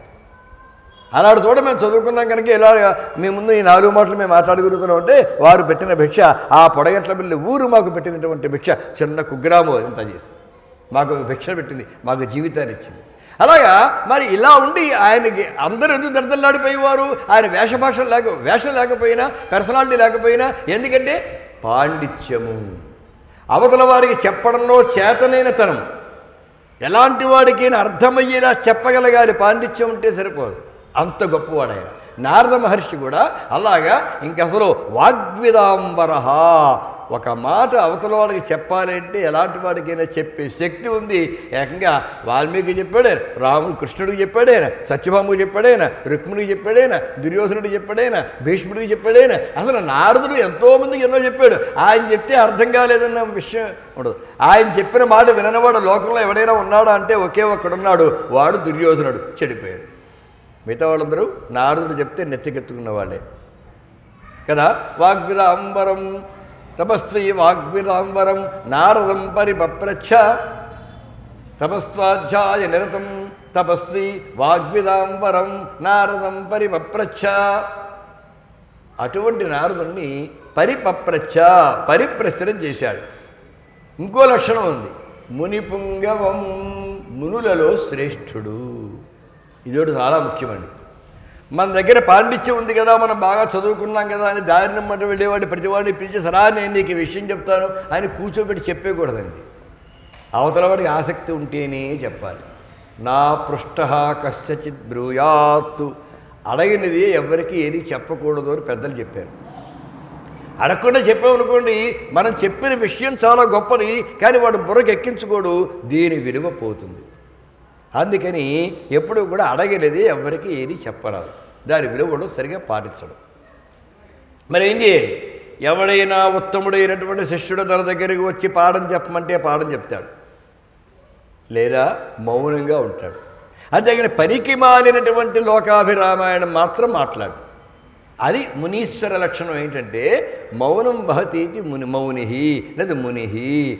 మంత్రద్రష్టార మునయ, వారు మంత్రాన్ని దర్శిస్తారు, మంత్రాన్ని మననం చేస్తారు, లోకాభిరామాయణం గురించి పనికిమాలిన విషయాల గురించి చర్చించుకోరు. అనవసరమైన మాటలు వారు నోటమట రావు, మిత భాషణం చేస్తారు. అలాగే మునిపుంగవుడైన అంటే తపస్వాధ్యాయ నిరతం అన్నాక మళ్ళీ మునిపుంగవు ఉండడం ఎందుకు అంటే దీని ఉద్దేశం ఇదనమాట. తపస్సులా చేసుకుంటాడు, మిగతా విషయాల్లో అలౌకిక విషయాలే తప్ప లౌకిక విషయాల్లో మౌనంగా ఉంటాడు. అంతేకాదు తపస్సుగానే ఉంటాడు. ముని అంటే తనకు తెలిసిన విషయాలు మిగతా వాళ్ళకి చెప్పి క్రియాకలాపాలు కొన్ని చేయిస్తాడు. వశిష్ఠుడు మహర్షి ఎన్నో పనులు ఎంతోమంది చేయించాడు, మరి విశ్వామిత్రుడు మహర్షి ఎన్నో పనులు ఎంతోమంది చేయించాడు. ఇలాగా మునిగా లోకానికి పనికొచ్చే పనులు చేయిస్తారు, తపస్సుగా తాను ధరిస్తాడు. అందుకని ఒకే వ్యక్తి దగ్గర, ఇది ఒక విచిత్రంగా లేదండి, ఒకే వ్యక్తిని తపస్వి ముని అని రెండు పేర్లతో పిలవడం ఏంటి? ముందు తపస్వాధ్యాయ నిరతం అంటాడా, ఇప్పుడు మళ్ళీ మునిపుంగవం అంటాడా? అంటే మునన్నా తపస్సు అని ఒకటి కాదా అంటే ఒకటి కాదు. అక్కడ తపస్సు తాను ధరించడానికి, ముని లోకాన్ని తరింప చెయ్యడానికి, రెండు ఉన్నాయి ఇందులో. అలాంటి వారిని గురువుగా భావించి ఒకతను ప్రశ్నించాడు. ఆయన లాంటి వాడయ్యా తపస్వి, ఒక్కటే లక్షణం. గురువుగారికి 3 లక్షణాలు చెప్పారు, ఆయనకి మాత్రం ఒక్కటే లక్షణం. ఏంటి? తపస్వి. తపస్సు చేసుకోవడం తప్ప రెండవది తెలియదు. తపస్సు అంటే ఇప్పుడు గురువుగారు ఏం చెప్తున్నారు ఇంకోటి అది వినడం ఒక తపస్సు. గురువుగారు చెప్పిన దాని గురించి ఆలోచన చేయడం, దాని ఇంకా పొలవులు దీని గురించి లోతులు తెలుసుకోవాలని ఒక ప్రయత్నం చేయడం, ఇది ఒక తపస్సు. ఇలాగా ఏ పనినైనా తపస్సులాగా భావించి చెయ్యడం తప్ప రెండవ లౌకిక విషయం జోలికి వెళ్ళనివాడు శిష్యుడై ఉండాలి. శిష్యుడంటే ఎలా ఉండాలంటే గురువుగారు ఏం చెప్తున్నారో ఆ మాట వినాలి, అంతే. విన్నదాన్ని తన బుద్ధి విశేషంతో దాని మీద మరింత పరిజ్ఞానాన్ని సంపాదించుకోవాలి, అంతే. అంతేగాని ఆ గురువుగారు చెప్పేటువంటి పాఠములకు సంబంధం లేని విషయాల గురించి, లౌకిక విషయాల గురించి ఆలోచించకూడదు. ఎందుకంటే వీడు చిన్న కుర్రాడు గనక, వీడు ఇంకా విద్యార్థి దశలో ఉన్నాడు గనక, గురువుగారు ఏం చెప్తే అదే నాకు వేదం అన్న భావంతో వాడు ఉండాలి. అలాంటి వాడికి మాత్రమే విద్య వస్తుంది, లేకపోతే విద్య రాదు. గురుకులాల్లో గురువుగారి భార్య పాపం వండి పెడుతూ ఉంటుంది అందరికీ. గురువుగారు ఆ పాఠాలు చెప్పేస్తూ ఉంటారు. సరే, పిల్లల్ని ఎప్పుడు బయటికి పంపాలి, వీడు చదువు ఎప్పుడు పూర్తి అయినట్టు ఆ నిర్ణయం మాత్రం ఇప్పుడు గురువుగారి భార్య చేస్తూ ఉండేది. గురువుగారు చేసేవారు కాదు. మీరు చదువు చెప్పండి అంతే, ఏ పిల్లాడిని ఎప్పుడు బయటికి పంపేయచ్చో, చదువు పూర్తి అయింది నాయన నువ్వు వెళ్ళి రావచ్చు అని ఎవరిని ఎప్పుడు బయటకు పంపాలి నేను చూసుకుంటాను. సరే చూసుకో అన్నాడు. ఓ రోజున ఒకరాడు, అమ్మగారు నెయ్యి ఆయన పాడైనట్టుందని కొద్దిగా ఆవదం వాసన వస్తుందండి అన్నాడు. అరే నాయన, నువ్విక్కడ చేరినది లగాయతు ఇవాళ వరకు రోజు నీకు ఆవదమే వేసి పెడుతున్నాను, ఎన్నాళ్ళు నీకు ఆవదం రుచి తెలియలేదు, ఇవాళ తెలిసింది అంటే చదువు మీద దృష్టి తగ్గింది, ఇంక వీడిని ఇంటికి పంపించేయచ్చని చెప్పింది. ఇలా ఉండేదనమాట ఆవిడ. విద్యార్థిని పరీక్షలు వాడు చేస్తూ ఉండేవారు. ఇక్కడ విద్యార్థి అంటే ఏంటంటే మీకు ఏముండదు, ఏదో పెడతారు, అడుపు ఆకలేస్తున్నారు తినాలి, అన్నం తిను అని పిలిస్తేనే వస్తారు, పెట్టింది తినేస్తారు వెళ్ళిపోతారు, అంతే. అక్కడ కూడా చాలా నియమబద్ధం. రాజుగారి అబ్బాయినా ఆనవే తింటాడు, ఓ సామాన్యుడైనా ఆనవే తింటాడు. రాజుగారి అబ్బాయికి ప్రత్యేకంగా విందు భోజనాలంటే ప్రత్యేకంగా ఏమీ ఉండవు. చివరిన ఏదో తక్రాంతం హి భోజనం, మజ్జిగతో భోజనం పూర్తి చేయాలి. భోజనం మజ్జిగ అన్నంతో పూర్తి చేయాలి అని. మరి పెరుగు ఎప్పుడు తింటారండి అంటే, పెరుగు తిన్నామంటే ఆ రోజున విందు భోజనం అని అర్థం. ఎప్పుడైనా పండగలు పబ్బాలు వచ్చినప్పుడు, లేదా ఎవరైనా చుట్టాలు వచ్చినప్పుడు పెరుగు వడ్డించడం అనేది ప్రత్యేకమది. పిండి వంటలు రోజు ఉంటాయండి, రోజు పిండి వంటలు ఉండవు. ఏదో పండగ నాడు లేదా విశేషం ఉన్నప్పుడు మాత్రం పిండి వంటలు ఉంటాయి. పెరుగు కూడా పిండి వంటలు లాంటిది. మనం కర్మగాలి ఇప్పుడు ఏమైందంటే పెరుగు కూడా నిత్యకృత్యం అయిపోయింది, నిత్యాహారం అయిపోయింది. అందువల్ల ఆరోగ్యాలు తేడా వస్తున్నాయి. రోజు మజ్జిగ అన్నం తింటూ ఎప్పుడైనా అప్పుడప్పుడు పెరుగు అన్నం తింటే అది ఆరోగ్యానికి చాలా మంచిది, కానీ నిత్యము పెరుగు అన్నం తినడం అనేది అంటే అంత మంచిది కాదు. సరే, ఇక్కడ ఆ మజ్జిగ అన్నం తింటూ ఉన్నప్పుడు కూడా మనం చక్కగా నంచుకోవడానికి అని చెప్పేసి కూర పులుసు పచ్చల దగ్గర వేయించుకుంటాం కదా. కానీ గురుకులాలలో మజ్జిగ అన్నం అంటే మజ్జిగ అన్నం తినడమేనండి. నంచు కూడా మళ్ళీ ఎర్రటి ఆవకాయ లేదా కొరివికారం ఇవి నంచుకుని తింటానంటే కుదరదు. ఎందుకంటే మజ్జిగే చివరెందుకు పెట్టారు, ముందు పెట్టచ్చుగా. మజ్జిగతో ఎందుకు పూర్తి చేయాలంటే ముందు రకరకాల రుచులు తింటావు, అందులో కారం ఉంటుంది, పులుపు ఉంటుంది, కాస్త ఇబ్బంది పెట్టే లోపల గడబడి చేసే ఉంటాయి. ఇవన్నీ అణిగిపోవడానికి చివరికి కాస్త మజ్జిగ లోపలికి వెళ్ళిపోవాలి. మరి మజ్జిగలో కూడా మసాలాలు తగిలేస్తే ఇంక ఉపయోగం ఉంది. అందుకని మజ్జిగ అనంతరం నంచుకొని తినడం అనేటువంటి ఇవాళకి కూడా గురుకులాల్లో ఉండదు. మీరు ఎప్పుడైనా గమనించండి. వెళ్ళి కొన్ని ప్రత్యేకమైన ఆశ్రమాల్లో అయితే మాత్రం మజ్జిగ అన్నం ఏమి వడ్డిస్తారు, అలా ఉంటుంది. అలాగే భోజనం దగ్గర నుంచి ఒక నియమమే. ఇక్కడ శిష్యుడంటే అలా ఉండాలి. తపస్వి ఎవరండి? వాల్మీకి. తపస్వి వాల్మీకి అంటే ఇక్కడ నారద మహర్షి గురువుగారు. సరే, వాల్మీకి మహర్షి శిష్యుడు. చూడండి, మనం అసలు వాల్మీకిని ఏ స్థాయిలో భావిస్తున్నాం మనం. అలాంటి వాల్మీకి నాయనా నేనే అనుకుంటున్నారేమో, నాకు కూడా ఒక గురువు ఉన్నాడు కనుక గురువు ద్వారా వచ్చినటువంటి విద్య మాత్రమే విద్య, గురువు లేని విద్య గురుతు కాదు అని గురువులే చెప్పకుండా విద్య కూడా సొంతంగా చదివేసుకుంటూ వాడే కాదు. కనుక నేను గురువు గారి దగ్గర నేర్చుకున్నాను, అందుకే మీకు నచ్చేలా నేను చెప్పగలుగుతున్నాను అని ముందు మొదలుపెట్టాడు. నేను తపస్వాధ్యాయ నిరతం తపస్వి వాగ్విదాంబరం నారదం పరిపప్రచ్ఛ. పప్రచ్ఛ అంటే అడిగాను, అంటే ప్రశ్న వేశాను. పరిపప్రచ్ఛ అంటే పరిప్రశ్నం వేశాను. పరిప్రశ్న ఏమిటండి అంటే ప్రశ్నకి పరిప్రశ్నకి తేడా ఉంది. అంటే ఇప్పుడు టైం ఎంత అయింది అని అడిగాం, లేకపోతే ఏమంటే ఇప్పుడు ఎర్రగడ్డ వెళ్ళాలంటే దారి ఎట్టండి అని అడిగాం. ఇవన్నీ ప్రశ్నలు. తెల్లారిస్తే బోళ్ళని ప్రశ్నలు వస్తాయి. కానీ పరిప్రశ్నం అంటే మాత్రం భగవత్తత్వం గురించి, ఒక ఆధ్యాత్మిక తత్వం గురించి, లేదా ఒక శాస్త్రీయమైనటువంటి విషయాన్ని, ఒక లోతైన విషయాన్ని సమర్థుడైనటువంటి గురువు, జిజ్ఞాసువైనటువంటి శిష్యుడు ఆ గురువుని ప్రశ్న వేస్తే దానికి పరిప్రశ్నము అని పేరు. అప్పుడు ఆ ప్రశ్న ఈ జవాబు కూడా లోకంలో శాశ్వతంగా ఉండిపోతాయి. అర్జునుడు వేసిన ప్రతి ప్రశ్న శాశ్వతమైపోయింది. దానికి శ్రీకృష్ణ భగవానుడు చెప్పిన ప్రతి జవాబు కూడా శాశ్వతమైపోయింది. అదే కదా భగవద్గీత. భగవద్గీత అంటే ఎవరో వీళ్ళిద్దరే కదండి, కృష్ణుడు అర్జునుడు అంతే. ఏదో ప్రారంభంలో ఒకసారి ధృతరాష్ట్రుడు వస్తాడు, చెప్పడానికి సంజయుడు వస్తాడు. ఎందుకు చెప్పిన సంజయుడు ధృతరాష్ట్రుడు, సంజయుడు వస్తాడు. ఈ ఇద్దరు తప్ప అసలు ప్రధానంగా గురు శిష్యత్వం ఎవరి మధ్య ఉంది కదా? శ్రీకృష్ణుడు అర్జునుడు, అంతే కదా. అంటే గురువు చెప్పాలి, శిష్యుడు వినాలి. గురువు సమర్థుడై ఉండాలి, శిష్యుడు కూడా సమర్థుడై ఉండాలి. ఆ భగవద్గీత కంటే కూడా చాలా ముందు గురు శిష్య సంవాద రూపంలో వచ్చినటువంటి గ్రంథము, అంటే సంవాద రూపంలో రాలేదు కానీ ఉపదేశ రూపంలో వచ్చినటువంటి గ్రంథం మొట్టమొదటిది రామాయణం. అందుకే ఇది ఆది కావ్యము. పరిప్రశ్నం చేశాడు అంటే చాలా ఉదాత్తమైనటువంటి ప్రశ్న వేశాడు అని ఈ శ్లోకంతో ఆరంభమైంది మనకి రామాయణం. ఇక్కడి నుంచి ఆయన ప్రశ్న వేస్తాడు, నారదుడు జవాబు చెప్తాడు. ఈ మొత్తం అంతా కలిపితే ఒక 100 శ్లోకాలు. మొదటి సర్గ బాలకాండలో. ఈ 100 శ్లోకాల భాగానికే బాలరామాయణము అని పేరు, అలాగే సంక్షేప రామాయణము అని కూడా పేరు. కొంతమంది అనుకుంటారు బాలరామాయణం అంటే రాముడు బాలుడుగా ఉన్నప్పటి కథేమో అనుకుంటారు. కృష్ణుడు బాలుడుగా ఉన్నప్పుడు చాలా కథలు ఉన్నాయి, కానీ రాముడు బాలుడుగా ఉండగా కథలు ఏం లేవంటే చెప్పలేదు వాల్మీకి. ఎందుకంటే చెప్పేంత విషయం అక్కడ ఉండదు. కృష్ణుడు అల్లరి చేస్తే చెప్పచ్చు. ఇప్పుడు మాకు మా దగ్గర చాలామంది పిల్లలు చదువుకుంటారు కదా, అందులో అందరూ గుర్తుండరు. మేస్టర్ మేము మీ దగ్గర చదువుకున్నామని చిన్నప్పుడు అంటే అలాగా అంటాం. కొంతమందిని గుర్తుపెట్టేస్తాం. ఎవరిని గుర్తుపెడతామంటే ఇద్దరినే గుర్తుపెడతాం. బాగా చదువుకున్న పిల్లలు, బాగా అల్లరి చేసిన పిల్లలు, ఈ ఇద్దరే గుర్తుంటారు. ఇటు అల్లరి చేయక ఇటు చదవక మధ్యలో ఉంటే వాడు పెద్దగా కూర్చుంటారు మాకు.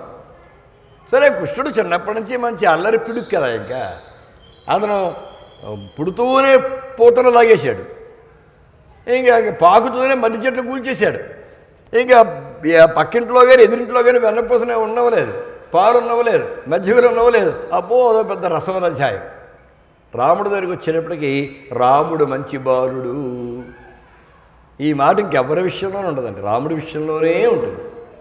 రాముడు మంచి అంటే అతనండి అబ్బాయి, అతను రాముడు మంచి బాలుడు టైపులండి.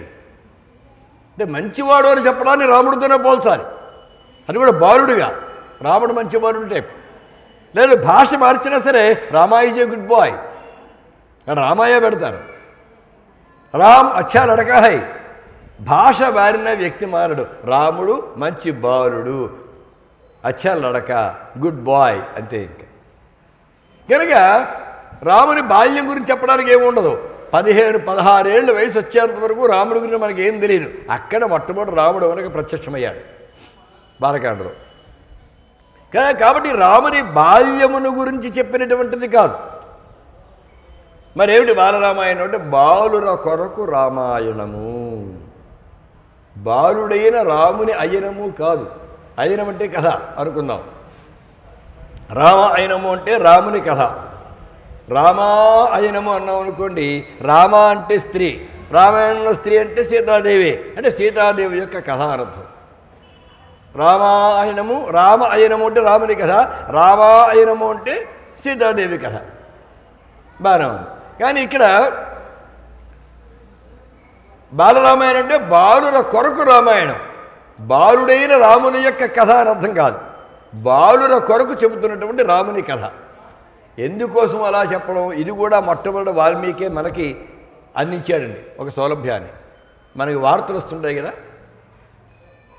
మనం టీవీ న్యూస్ కానీ రేడియో న్యూస్ కానీ ఏదైనా వినండి, ఏ భాషలో అయినా వినండి, మొట్టమొదట వార్తల్లో ముఖ్యాంశాలు అని ఒక 4-5 ప్రధాన వార్తలు చెప్పేస్తారు.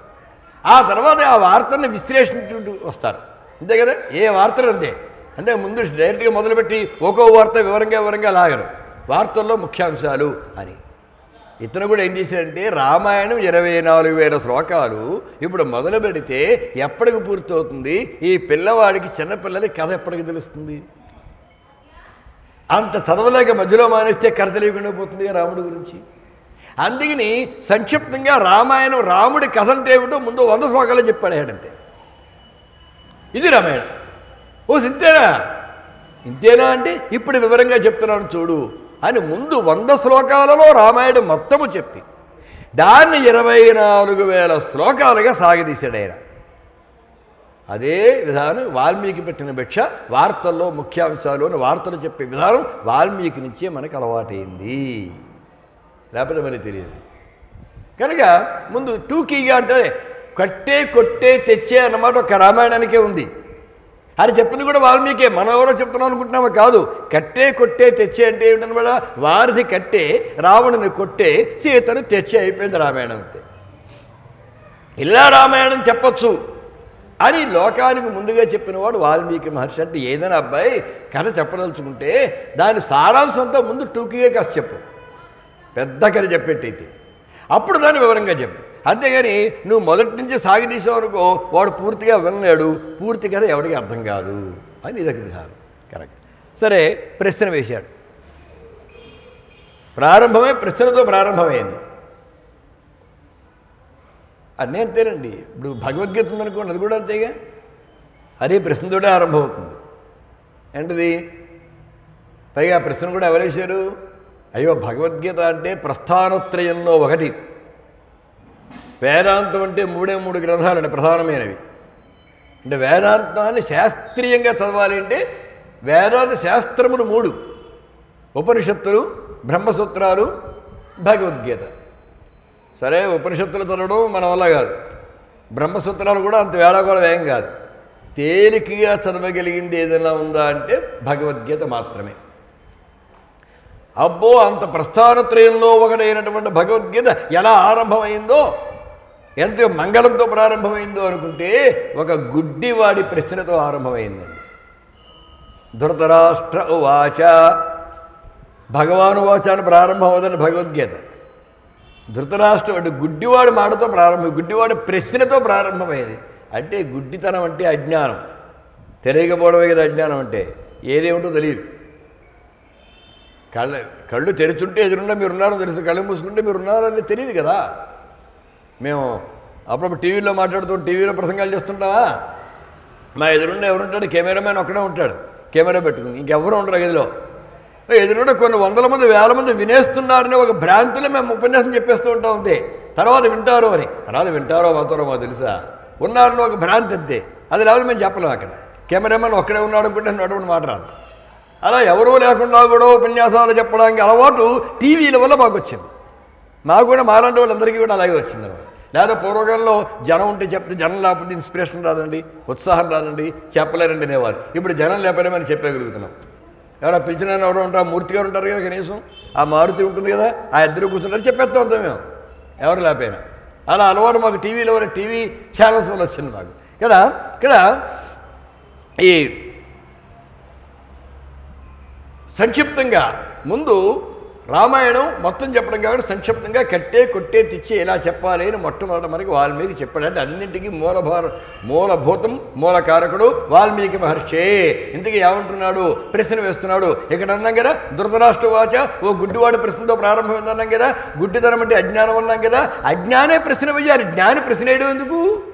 అజ్ఞాని ప్రశ్న వేస్తే జ్ఞాని జవాబు చెప్పాలి. ధృతరాష్ట్రుడు ప్రశ్న వేశాడు, సంజయుడు అక్కడ జవాబు చెప్పాడు. అలా ప్రారంభమైంది భగవద్గీత. అది కూడా ఎలా ప్రారంభమైంది?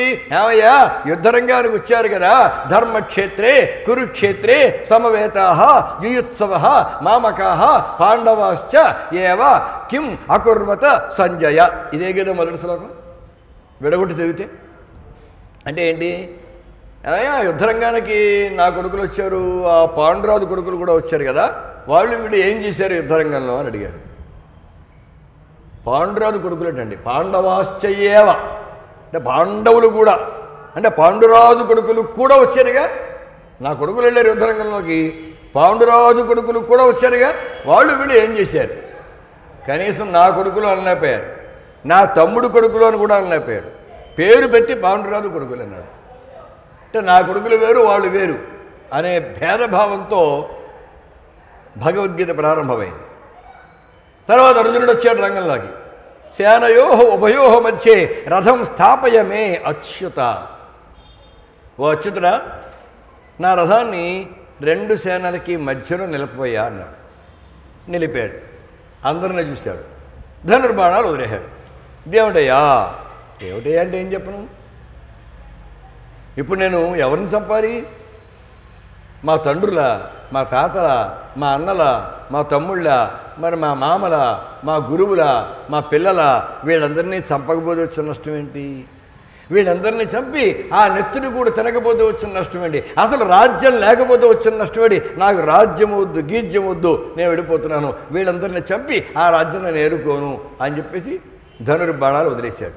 అంటే అందరూ నా వాళ్ళే అనుకున్నాడు అర్జునుడు. నా వాళ్ళని ఎందుకు చంపాలనుకున్నాడు? నా వాళ్ళు వేరు, వాళ్ళ వాళ్ళు వేరు, నేను వేరు, వారు వేరు అనే భేదభావం ఉన్నటువంటి ధృతరాష్ట్రుని పక్షం ఓడిపోయింది. అందరూ నా వారే అనుకున్నటువంటి అర్జునుడి పక్షం గెలిచింది. ఇది భగవద్గీత మనకి చెప్పేది. మొదటి శ్లోకంలో చెప్పేస్తుంది, నాయనా నేను వారు అనుకుంటే ఓడిపోతావు, మేము మనము అనుకుంటే గెలుస్తావు సుమా, ఇదే లోకము. ఇదే భగవద్గీత మనకి మొదటి శ్లోకంలో చెప్పేసినటువంటి కదా. అక్కడ ప్రశ్నోత్తరాలే, ఇక్కడ ప్రశ్నోత్తరాలే. ముందు వాల్మీకి మొదలుపెట్టాడు ప్రశ్న వేయడం, తర్వాత నారదుడు సమాధానం చెప్తాడు. ఇంతకీ ప్రశ్న మొదలుపెట్టాడు ఆయన. నారద మహర్షి, నాకు కొన్ని ప్రశ్నలు ఉన్నాయి, ఆ ప్రశ్నలకు సమాధానం అయ్యేటువంటి మనుషులు కావాలి. ఓ 16 ప్రశ్నలు వేస్తాను నేను. అంటే ఇప్పుడు 16 మంది మనుషులు కావాలి ఇప్పుడు నీకు. అలా కుదరదు. 16 లక్షణములు ఒకళ్ళలోనే కావాలి. అలాంటి వ్యక్తి ఎవరన్నా ఉంటాడు చూపించాలి. ఒక్కో ప్రశ్నకి ఒక్కటి సమాధానం అయితే కుదరదు నాకు. బాబాయ్ 16 ఒక్కళ్ళలోనా? ఒక మనిషిలో 16 గొప్ప గుణాలు ఉండాలంటే సాధ్యమా ఇది? సరే, ఎక్కడో అంటే ఒకానొకనాడు పూర్వకాలంలో once upon a time long ఏగో అబ్బాయి అలా వద్దు ఎప్పుడో ఉన్నవాడు నాకు వద్దు, ఇవాళ లోకంలో ఉన్నవాడు అయి ఉండాలి. ఇప్పుడు నా కంటికి కనిపిస్తూ ఉండే ఈ రోడ్డు మీద ఈ నేల మీద తిరుగుతూ ఉండాలి, ఇప్పుడున్నవాడు అయి ఉండాలి. ఇప్పుడున్నవాడు ఉంటే, ఈ కాలంలో ఉన్నవాడు ఉంటే అలవైకుంఠపురంబులో నగరిలో ఆమువల సుగంబుదాపల వద్దు. పోనీ కైలాస నగరంలో వద్దు, సత్యలోకంలో వద్దొద్దు, ఈ లోకంలో ఉన్నవాడు కావాలి. ఎప్పుడో ఉన్నవాడి గురించి నాకు చెప్పొద్దు, ఇప్పుడున్నవాడు కావాలి. ఎక్కడో ఉన్నవాడి గురించి నాకు చెప్పొద్దు, ఇక్కడున్నవాడి గురించే కావాలి. 16 మంది నాకు వద్దు, ఒక్కడే కావాలి. అన్ని లక్షణాలు ఉన్నవాడు ఒక్కడే కావాలి. అటువంటి వారు ఎవరన్నా ఉన్నారా అని అడిగాడు. ఏదో సాహిత్యం అంటే సమకాలీన స్పృహ ఉండాలండి అంటారు. అసలు రామాయణమే మొట్టమొదటి సాహిత్య గ్రంథం సమకాలీన స్పృహతో ప్రారంభమైంది. ఇవాళ మనిషి కావాలి, ఈ లోకంలో ఉన్నవాడు కావాలి. అలాంటి వాడి చరిత్ర నేను రాస్తాను కానీ అనగనగా అని చెప్పి మొదలుపెట్టి రాయలేదు వాల్మీకి. అక్కడ వాల్మీకి రామాయణం రాస్తున్న కాలానికి శ్రీరామచంద్రమూర్తి మొత్తం సీతాపహరణం జరిగిపోవడం, తర్వాత ఈయన సముద్రం దాటి వెళ్ళడం, ఆవిడ రావణాసురుని చంపడం, తిరిగి వెనక్కి రావడం, పట్టాభిషిక్తుడు కావడం, పరిపాలన చేయడం జరుగుతూ ఉంటే పట్టాభిషేకం జరిగిపోయి పరిపాలన చేస్తూ ఉన్న కాలంలో రాముని యొక్క కథను రామాయణంగా వాల్మీకి మహర్షి రచించాడు. కొంతమంది అంటారు వాల్మీకి రాసేసేగా రామాయణం జరిగిందండి. ఇవన్నీ అభూత కల్పనలు, అటువంటి ఫ్యాంటసీలు ఇక్కడేం లేవు. అప్పటికి మొత్తం జరిగిపోయిన కథ అంతా. జరిగిన కథను ఒక అందంగా నవరసాత్మకంగా మరి 10 మందికి ఉపయోగపడే విధంగా చక్కని కథాకథనంతో వాల్మీకి మహర్షి మనకి అందించాడు. కనుక ఇప్పుడు అయితే ఏంటి చెప్పు నీ ప్రశ్నలు?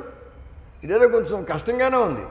నువ్వేదో 16 ప్రశ్నలు వేస్తానంటున్నావు, అన్ని గుణాలు ఒకళ్ళు చూపించాలంటున్నావు, అన్ని లక్షణాలు ఒకళ్ళు చూపించాలంటున్నావు, ఎక్కడో ఉన్నవాడు కుదరదు ఇక్కడే ఉండాలంటున్నావు, పోనీ ఒకప్పుడు అని చెప్తా ఉంటే అలా కుదరదు ఇప్పుడే ఉండాలంటున్నావు.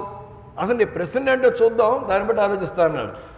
ఏమిటి ప్రశ్నలు అంటే కోన్వస్మిన్ సాంప్రదం లోకే గుణవాన్ కశ్చ వీర్యవాన్ ధర్మజ్ఞశ్చ కృతజ్ఞశ్చ సత్యవాక్యో దృఢవ్రతః చారిత్రేణ చ కో యుక్తః సర్వభూతేషు కో హితః విద్వాన్ కః సమర్థశ్చ కశ్చైక ప్రియదర్శనః ఆత్మవాన్ కో జతక్రోధో జ్యుతిమాన్ కో రసూయకః కస్య బిభ్యతి దేవాశ్చ జాతరోషస్య సంయుగే.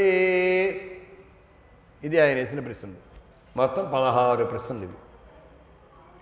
ఈ 16లో మొదటి ప్రశ్న ఏమిటో తెలుసా అండి? గుణవాన్ కః, లోకంలో గుణవంతుడు ఎవరు అని అడిగాడండి. ఇదో విచిత్రంగా లేదే ప్రశ్న. గుణవంతుడు అంటే ఆలోచించండి. గుణవంతుడు అంటే ఏంటంటే ఏం చెప్పగలము మనం? ఆ అబ్బాయి మంచి గుణవంతుడండి అంటే గుణవంతుడు అనగా ఏమి? ఎవరైనా జవాబు చెప్పగలరా? ఇప్పుడు పంచదార ఎలా ఉంటుంది? తీయగా ఉంటుంది. తీపి అనగా ఏమి? ఎవడు చెప్తాడు? నోట్లో వేసి అనుభవేకి వైద్యం చేయాలి. ఎలా ఉందిరా? బాగుంది. ఆ బాగుండడానికి తీపి అని పేరు అని చెప్పాలి కదా. అలాగే గుణవంతుడు అంటే ఏమిటి? అది అర్థం కాదు కనుక ఇంకో 15 ప్రశ్నలు వేశాడు ఆయన. అంటే ఈ 15 లక్షణములు ఎవరిలో ఉంటాయో వాడు గుణవంతుడు అని అర్థం. నిజానికి ఇక్కడ ఉన్న 15 లక్షణాలే. ఈ 15 లక్షణములు పరిపూర్ణంగా ఒకే ఒక్క వ్యక్తిలో ఉంటే వాడు గుణవంతుడు, అనుమానం లేదు. అంతేకాదు ఇంకో విచిత్రం ఏంటంటే గుణము అన్న మాటకి వింటినారి అని అర్థం ఉంది. సాహిత్యం చదివిన వాళ్ళకి తెలుస్తుంది. గుణము అంటే అల్లెత్రాడు అంటాం కదా, ధనుస్సుకి కట్టేటువంటి వింటి కట్టే ఆ త్రాడు ఉంటుంది కదా, దాన్ని వింటినారి అంటాం. గుణము అన్న మాటకి సంస్కృతంలో వింటినారి అని అర్థం. గుణము కలవాడు అంటే మంచి పరాక్రమవంతుడు. వాడు ఏం చేస్తాడు? ఎవడు తనకు శత్రువు, ఎవడు ఎవడైనా చెడ్డవాడు ఉంటాడో వాడిపై గురిపెట్టి కొట్టగలుగుతూ ఉంటాడు. ఎవడు గుణవంతుడు అంటే ఎవడు ధనుస్సును బాగా ఎక్కుపెట్టగలడు, ఎవడు విలువిద్యలో నైపుణ్యం గలవాడు అంటే ఎవడు చెడుని చెండాడేయగలుగుతాడు, ఎవడు మంచిని ప్రతిష్ఠించగలుగుతాడు అని అర్థం కూడా వస్తుంది. అంటే మంచితనం అంటే పూర్వం పెళ్లి చూపులు చూస్తే ఎక్కడ సంబంధం అబ్బాయి ఆ అబ్బాయి చాలా మంచివాడండి. అబ్బాయి ఎలాంటి వాడు అని అడిగేవాడు. మొదటి ప్రశ్న ఏమిటంటే అబ్బాయి ఎలాంటి వాడు అని. ఇప్పుడు మొదటి ప్రశ్న ఏమిటంటే అబ్బాయి ఏం చేస్తున్నాడు అని. ఏం చేస్తున్నాడో ముందు కావాలి. వాడు ఎలాంటి వాడైనా పర్వాలేదు, సెకండరీ అయిన వాడు. ఇదివరకు ఎలాంటి వాడు అన్నది మొదటిది. కుర్రాడు మంచివాడైతే 10 రూపాయలు తెచ్చుకున్నా పోషిస్తాడు. కుర్రాడు చెడ్డవాడైతే 1000 రూపాయలు తెచ్చుకున్నా పోషించలేడు. ఇది పూర్వీకుల యొక్క ఆలోచన అలా ఉండేది. ఇప్పుడు అలా కాదు. అబ్బాయి ఏం చేస్తున్నాడు? అతను సాఫ్ట్వేర్ ఇంజనీర్ అండి. ఎక్కడ? అమెరికాలో అయితే బెటర్, లేదా కనీసం బెంగళూరు, పోనీ అట్లీస్ట్ హైదరాబాద్ అయినా పర్వాలేదు. ఇది చేస్తున్నాడు మొత్తం ఎక్కడ. అప్పుడు వెనకాల ఏమైనా ఆస్తిపస్ కుర్రాడు చూడడానికి రూపం అందంగా ఉంటాడా? అందంగానే ఉంటాడు. చాలా తెల్లగా చాలా బాగుంటాడు. మరి ఆస్తిపస్తులు ఏమైనా ఉన్నాయా వెనకాల? సొంత ఇల్లు ఉందా? ఇవన్నీ అయిపోయిన తర్వాత ఈ కుర్రాడు మంచాడేనా అప్పుడు వస్తుందండి ప్రశ్న. అంటే ఎంత లీస్ట్ ఇంపార్టెన్స్ ఇస్తున్నావో చూడండి దానికి. ఇదివరకు ఏది మొదటి ప్రశ్నయో ఇప్పుడు అదే చివరి ప్రశ్న అయిపోతుంది. అదే కుర్రాడికి గుణగుణాల గురించి ఎవరు అడగట్లా. ముందు మొట్టమొదటి ప్రశ్న ఏం చేస్తున్నాడు, ఎక్కడ చేస్తున్నాడు, ఏం చేస్తున్నాడు, ఎంత చేస్తున్నాడు, ఎక్కడ చేస్తున్నాడు, సొంత ఇళ్ళు ఆస్తిపాస్తులు ఉన్నాయా లేదా, అప్పుడు కుర్రాడు మంచాడా కాదా. అందుకనే ఇలా పెళ్ళైన నెల్లాళ్ళకే విడాకులకి అప్లై చేస్తున్నారు. కారణం అది. లోపం వాళ్ళలో కాదు, విడాకులు పుచ్చుకోవడం దంపతుల లోపము కాదు. సరి అయిన వాళ్ళకి సరి అయిన వాళ్ళని కూర్చడంలో ఈ తల్లిదండ్రుల యొక్క లోపమే కారణము. కనుక కుర్రాడు గుణవంతుడైనండి వారు. ఇప్పుడు ఇంకోటి ఏంటంటే, సరే కుర్రాడు ఇలా వచ్చాం. మొదటి ప్రశ్న కుర్రాడు పూర్వం అంటే ముందు కుర్రాడు ఎలాంటి వాడు? అబ్బాబ్బా చాలా మంచివాడు. పెళ్లి చేస్తారా? మంచివాడే కానీ ఏం పని చేయడు. ఉపయోగం ఏంటి? మంచివాడు వాడు చెడ్డ అలవాటు లేదు, ఎవరిని ఏమీ అండు, ఎవరి దొరికి వాళ్ళు తలకి వంచుని ఎడతారు, తలకి వంచుని వస్తాడు, చాలా ఉత్తముడు, కానీ ఏం సంపాదించడు. ఏంటి ఉపయోగం? భార్యను ఎలా పోషిస్తాడు? మంచితనము ఉండాలి, సంపాదన ఉండాలి, అన్నీ ఉండాలి కదా. అందుకని ఇటు గుణవంతుడైతే సరిపోలేదు, మిగిలిన గుణములు కూడా కావాలి. కానీ ప్రాధాన్యం ఏంటంటే ముందు గుణవంతుడు, గుణవాన్ కహ, గుణవంతుడెవరు అన్న మాటకి సరిగ్గా తెలుగులో చెప్పాలంటే మంచివాడు ఎవడు, గుణవంతుడనగా మంచివాడు అంటే సరిపోతున్నప్పుడు రెండోది ఏమీ సరిపోదు. మంచితనమే గుణం అంటే. గుణవంతుడు అబ్బాయి చాలా గుణవంతుడండి అంటే చాలా మంచివాడు. సరే మంచితనం అన్న ఒక్క మాట ఉంటే ఆ మంచితనం అనే ఒకే ఒక్క గుణంతో ఒక కుటుంబ యజమానిగా కుటుంబాన్ని పరిపాలించుకు రాలేడు, సంసారాన్ని పోషించలేడు, నిలబెట్టలేడు. ఒక గ్రామానికి అధికారిగా గ్రామాన్ని నిలబెట్టలేడు. దేశాన్ని ప్రభు అయితే దేశం నాశనం అయిపోతుంది. అదేంటి మంచివాడు కాకపోతే దేశం నాశనం అవుతుంది, మంచివాడు అయితే నాశనం అవుతుంది. మంచితనం ఒకటే ఉంది అక్కడ, సామర్థ్యం లేదు. మరి సామర్థ్యం లేకపోతే మంచితనం ఏం చేసుకుంటావు అక్కడ? అందుకని ఇక్కడ వెంటనే ఇంకో ప్రశ్న వస్తున్నాడు. గుణవాన్ కహ, తర్వాత గుణవాన్ కోన్ రస్మిన్ సాంప్రతంలోకే, అస్మిన్లోకే ఈ లోకంలో, సాంప్రతం ఇప్పుడు గుణవాన్ కహ, గుణవంతుడెవరు? కశ్చ వీర్యవాన్, వీర్యవంతుడు అంటే పరాక్రమవంతుడు, రాజు కనుక ఒక రాజచరిత్ర తను రాయబోతున్నాడు కనుక వాడనే కాదండి ఎవరైనా సరే. ఇక్కడ వీర్యవంతుడు పరాక్రమవంతుడు అంటే ఏ పనైనా చేయగలిగినటువంటి వాడు, చేతనైన వాడు అని అర్థం. అది కావాలి రాజుకి. అది లేకపోతే కేవలం మంచితనం అంటే ఏం ఉపయోగం లేదు. అది ఒక మహారాజుకు ఉండవలసినటువంటి ప్రధానమైన గుణం. మనకు అది ప్రధానమైన గుణంలా అనిపించకపోవచ్చు. ఒక పరాక్రమం ఎవడని అంటే ఎలా ఉండాలంటే, ఇతరుల సొమ్ము మనకు అక్కర్లేదు, కానీ మన ఇంటికి వచ్చి మన సొమ్ము పట్టుకుపోతుంటే, అవతలవాడు అంగుళ స్థలం కూడా మనం ఆశించాం, కానీ మన ఇంట్లో మన దొడ్డు వైపు స్థలాన్ని ఎవరో వచ్చి ఆక్రమించేశాడు అనుకోండి, అది మనకు పనికిరాంది, మనకి నైరుతి మూలే అయితే మాత్రం ఊరుకుంటామా? మనం ఊరుకోకూడదుగా. వాడి స్థలం మనం ఆశించలేదు, మన స్థలం జోలికి వాడు వస్తుంటే నిలువరించాలా లేదా? నిలువరించకపోతే దాని మంచితనం అనరు, చేతకానితనం అంటారు. ఒక గృహస్థు చేతకాని వాడైతే వాడి పిల్లలు పాడవుతారు. ఒక రాజు చేతకాని వాడైతే రాజ్యం మొత్తం పాడైపోతుంది.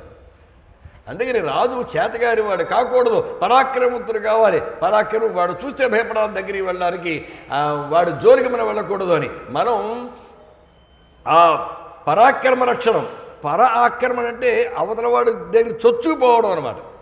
వాడు మీదకు వచ్చిందరా మనం కొట్టం కాదు, వాడు మన మీదకు వస్తున్నాడు అనేటప్పుడే మనం కూడా బయలుదేరేదంతే. అఫెన్స్ డిఫెన్స్ రెండు ఉండాలి అక్కడ. ఇవన్నీ కాకుండా కేవలం మంచితనం ఒకటే మనం అలవాటు చేసుకోవడం. కొంతకాలం అయిన తర్వాత మనం మంచివాళ్ళం, భారతీయులు మంచివారు, రాముడు మంచివాడు, రాముడు మంచివాడు, అలాగే భారతీయులందరూ రాముడు మంచివాడు టైప్ వాళ్ళు, కనుక భారతీయులందరూ మంచివాళ్ళు, కొడితే గిడితే వేడినే కొట్టడం తేలిపోతుంది అని ఆంగ్లేయులు వచ్చారు. కొన్ని వందల సంవత్సరాలు మళ్ళీ ఇక్కడికి కదలలేదండి. వాళ్ళని పంపడానికి తల్లో జైన్యము దిగి రావాల్సి వచ్చింది. అందుకని వీర్యవాన్క పరాక్రమవంతుడవుడు, సమర్థుడవుడు, దక్షుడవుడు అని అడిగాడు. దానికి కూడా రాముడే సమాధానం. రాముడేనే అన్నాడు. కోన్వస్మిన్ సాంప్రదంలోకే గుణవాన్ కశ్చ వీర్యవాన్ ధర్మజ్ఞశ్చ. ఎప్పుడైతే పరాక్రమవంతుడు అంటున్నాడో, చేతనైన వాడు అంటున్నాడో, మంచివాడే కానీ చేతనైన వాడు కూడా అంటున్నాం కదా, గుణవంతుడే కానీ మంచి చేతనంటే మంచి పరాక్రమవంతుడు, శక్తిమంతుడు అన్నాం. ఎప్పుడైతే శక్తిమంతుడు అన్నామో ఏమైనా చేసేస్తాడు. మరి అవతలవాడు లోకువాడు కొట్టేస్తాడు. అవతలవాడు చేతగాని వాడైతే వాడు కబ్జా చేస్తాడు, వాడు స్థలాలని వాడు సొమ్మును కాజేస్తాడు. కాబట్టి ధర్మజ్ఞశ్చ, మహారాజు అయిన వాడు ముందు మంచివాడు అవ్వాలి, పరాక్రమవంతుడు అయి ఉండాలి. దానితో పాటు మంచితనము కూడా, ధర్మము కూడా తెలిసి ఉండాలి.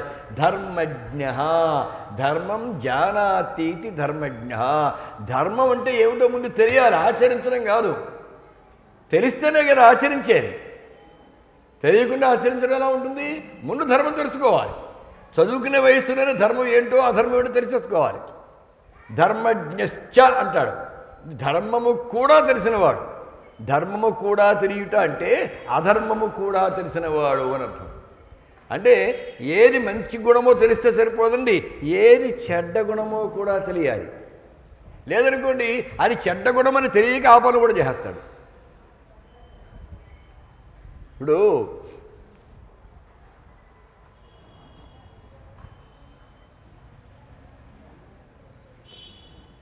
ఏవి తింటే శరీరానికి మంచిదో ఆహారం మనకు తెలిసింది. అది తెలిస్తే సరిపోదు, ఏవి తింటే ఆహారం శరీరానికి చెడు చేస్తుందో అది కూడా తెలియాలి. లేకపోతే ఈ తెలుసు అవి కూడా మంచివని అవి కూడా తిన్న మొదలెడేస్తాడు అంతే. కనుక ధర్మముతో పాటు అధర్మము. ఒకసారి దుర్యోధనుని అడిగారట, ఏమయ్యా నువ్వు ముందు కర్ణుని అడిగారు, ఏమయ్యా నువ్వెంత చెప్తే అంతగా దుర్యోధనుడు నీ మాట కాదని ఇంతవరకు మేము భీష్ముని మాట కాదన్నాడు, ద్రోణుడి మాట కాదన్నాడు, విదురుడి మాట కాదన్నాడు, ధృతరాష్ట్రుడి మాట కాదన్నాడు, కానీ నువ్వు చెబితే ఎప్పుడు కాదనలేదు ఇంతవరకు. దుర్యోధనుడు నీ మాట కాదనడం మేము చూడలేదు. అలాంటప్పుడు నువ్వేదో ధర్మం చెప్పచ్చు కదయ్యా అతనికి, మంచి చెప్పచ్చు కదయ్యా అతనికి, నీ మాట వింటాడు కదా అంటే అదేనండి మీ అమాయకత్వం. దుర్యోధనుడు నా మాటలు ఎందుకు వింటున్నారో తెలుసా? నేను చెడు చెప్తున్నాను కాబట్టే వింటున్నాడు. మిగతా వాళ్ళందరి మాటలు ఎందుకు వినడం లేదో తెలుసా?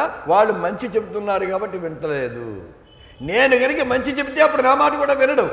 అతనికి చెడు అంటే ఇష్టం, మరి నేను అతను ఆశ్రయించుకుని ఉన్నాను కనుక ఏది చెప్తే అతను సంతోషిస్తాడు, అది చెప్తే పోలా. మంచి చెప్తే అలాగే వినడు కదా.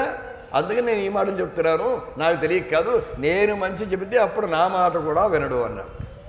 ఇది లాభం లేదని దుర్యోధనుడిని అడిగేశారు, ఏమయ్యా నువ్వే చదువుకున్నావు కదా, మరి చదువురాని మొద్దు ఏం కాదు కదా, అసలు ఏది ధర్మము ఏది అధర్మము నీకు తెలియడం లేదా, ఎందుకు ఇన్ని చెడ్డ పనులు చేస్తున్నావు అని అడిగితే ఎవరు చెప్పారయ్యా నాకు తెలియదని? నాకు ధర్మము తెలుసు అధర్మము తెలుసు. జానామి ధర్మం, ధర్మము తెలుసు నాకు, నచమే ప్రవృత్తి, కానీ దాని ఎందు ఇష్టం కలగడం లేదు, ఏం చేయను. జానామ్యధర్మం, నాకు అధర్మం కూడా తెలుసు, ఇది చెడు అని నాకు తెలుసు. నచమే నివృత్తి, దాని మీద ఇష్టం పోవడం లేదు. ధర్మం ఏంటో తెలుసు, దాని మీద ఇష్టం కలగడం లేదు. అధర్మం ఏంటో తెలుసు, దాని మీద ఇష్టం కలగడం లేదు. దాని మీద ఇష్టం పోవడం లేదు. ఏం చేయమంటారు అన్నాడు. ఇంకా నేను బాగు చేయడు ఎవరి వల్ల కాదు ఆయన. అందుకని ధర్మము తెలియడమే కాదు, అధర్మం అంటే ఏమిటో కూడా తెలియాలి. తెలిసి ఓహో అంటే ఇది మంచి బాట, ఈ బాటలో ముళ్ళుంటాయి, ఈ బాటలో ముళ్ళుండవు, రెండు తెలియాలి. తెలిస్తే అప్పుడు మంచి బాటలో మనం వెళతాం.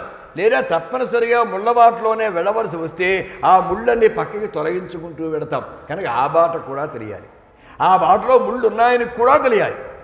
బాట ఉంది అని తెలిస్తే సరిపోదు, ఆ ఊరు వెళ్ళడానికి మార్గం అని తెలిస్తే సరిపోదు, ఆ మార్గం ఎలా ఉందో కూడా తెలియాలి. మరి ఆ మధ్యకాలంలో మేము మార్గములన్నీ దుర్మార్గములైపోయాయి మా ఆంధ్రాలో. ఇవన్నీ అసలు వాహనం వేసి వెళ్ళాలంటే చాలా చాలా అవస్థలు పడిపోయాం. ఏదో ఇప్పుడు కొంచెం బాగుపడుతూ వస్తున్నాయి. కొన్ని ఏళ్ల పాటు చాలా అవస్థలు పడ్డాం. మార్గములైన దుర్మార్గాలే. కనుక ఈ మార్గములు ఎలా ఉంటాయో ఏంటో జాగ్రత్తగా చూసుకోవాలి, బాగు చేసుకోవాలి. కనుక ధర్మజ్ఞశ్చ కః, ధర్మము తెలిసినవాడు, ధర్మము కూడా తెలిసినవాడెవడు అంటే ధర్మంతో పాటు అధర్మం కూడా తెలిసినవాడెవడు. పెద్దలను పూజించడం ధర్మం అని తెలిసినప్పుడు పెద్దలను ఎదిరించడం కానీ, పెద్దల అభిప్రాయ వ్యతిరేకంగా ప్రవర్తించడం కానీ అధర్మము అని కూడా తెలియాలి మనకి. కనుక ధర్మజ్ఞశ్చ కః. తర్వాత ముఖ్యమైన విషయం కృతజ్ఞ కః అని అడిగాడు. కృతజ్ఞుడు ఎవరండి? చూడండి, ముందు రాముడు గుణవంతుడు అంటే రాముడు మంచివాడు అయిపోయింది ఇక్కడికి. ఇప్పుడు రాముడు మంచివాడు అంటే ఎందుకు మంచివాడు అంటే ఈ గుణములు ఉన్నాయి కనుక. మంచిదనం అంటే ఇన్ని గుణములు ఉండాలి, వాడు మంచివాడండి. కనుక ధర్మం తెలిసి ప్రవర్తించాలి. తర్వాత ఇంకోటి ఏంటి? కృతజ్ఞుడై ఉండవలే.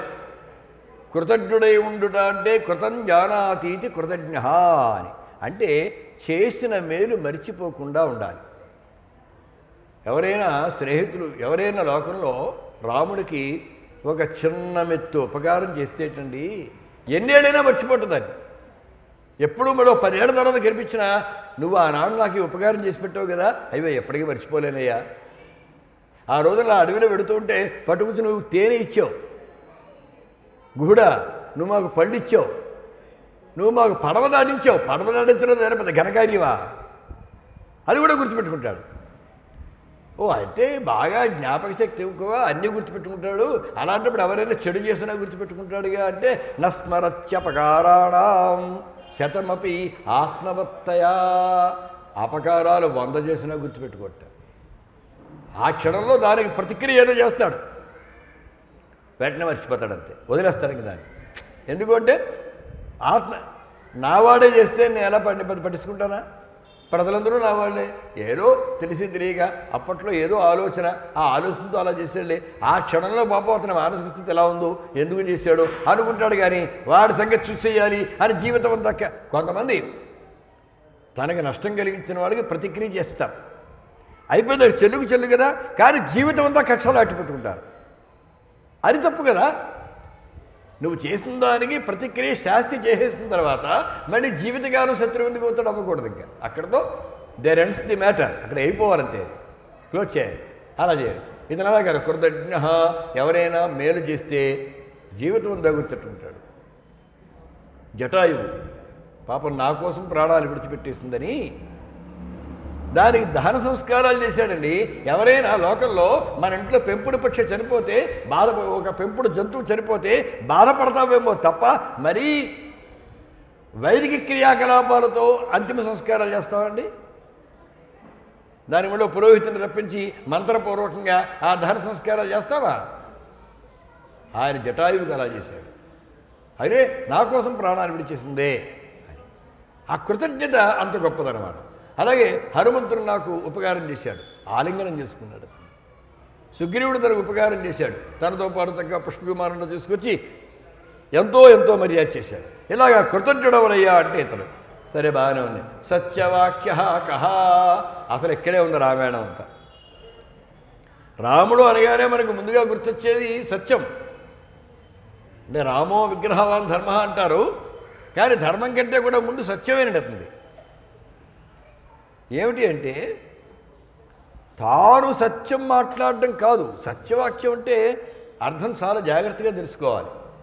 మనం నిజమే మాట్లాడదాం, ఎప్పుడు నేను అబద్ధాలు ఆడనండి అంటే సత్యవాక్యుడు అయిపోడు. నేను ఫలానా పని చేస్తాను అని చెప్పిన తర్వాత 6 నూరైనా పని చేసి తీరాలి. చెయ్యకపోయినా సత్యం తప్పినట్టే. మరి ఇలా చేస్తా అన్నారు కదండి అన్నాను, కానీ కుదరలేదు. వాళ్ళు వచ్చి నాకు అత్యవసరంగా 10,000 కావాల్సి వచ్చింది, ఇస్తారా అంటే ఇప్పుడు లేదు కానీ రేపు ఇస్తానండి, రేపు రండి అన్నాడు. మన్నాడు ఇవ్వలేదు.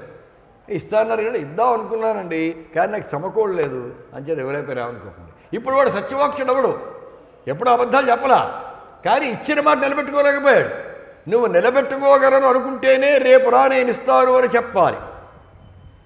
మాట చెప్పిన తర్వాత 600 ఎక్కడికైనా వెళ్ళి సంపాదించి అప్పు చేసినా సరే పట్టుకొచ్చి వాడికి ఇవ్వాలి, లేదా నా వల్ల కాదు అని ముందే చెప్పాలి. అర్జునుడంతటి వాడు, అర్జునుడి కంటే గొప్పవాడు భారతంలో ఇంకెవడూ లేడండి. ఎందుకంటే 5 ఏళ్ళు తపస్సు చేస్తే పరమేశ్వరుడే ప్రత్యక్షమయ్యాడు. తపస్సు చేస్తే 5 ఏళ్ల పాటు శరీరంతో స్వర్గలోకంలో ఉన్నాడు. ఏకంగా ఎవడుంటాడండి అలాగే? ఏదో అమెరికా వెళితేనే 6 నెలల లోపల బయటకు వచ్చేయాలి. మనం ఇమిగ్రేషన్ 6 నెలలు ఇస్తారు. మేము ఎన్నిసార్లు వెళ్ళినా 6 నెలల లోపల వచ్చేసేవాళ్ళం. కావాలంటే మళ్ళీ వెళ్ళాలి. 6 నెలలు దాటడానికి ఉండడం కుదరదు అక్కడ, ఆ గ్రీన్ కార్డు హోల్డర్స్ తప్ప. అలాంటిది స్వర్గలోకానికి వెళ్ళి 5 ఏళ్ళు ఉన్నాడు ఏకంగా. ఆయన పరమేశ్వరుడితో యుద్ధం చేశాడు. ఆయన స్వయంగా పాశుపతాస్త్రం పరమేశ్వరుడు ఇచ్చాడు అర్జునుడికి. అలాంటి అర్జునుడు చిట్ట చివరన స్వర్గారోహణ పర్వంలో ఈ పాండవులందరూ కలిసి ద్రౌపదితో సహా బొందితో స్వర్గాన్ని అధిరోహిద్దాం అంటే శరీరంతో స్వర్గలోకానికి వెళ్ళిపోదాం అని బయలుదేరి హిమాలయ పర్వతాలు ఎక్కుతూ ఉంటే ముందుగా ద్రౌపది పడిపోయింది. దానికి ఒక కారణం చెప్పాడు ధర్మరాజు.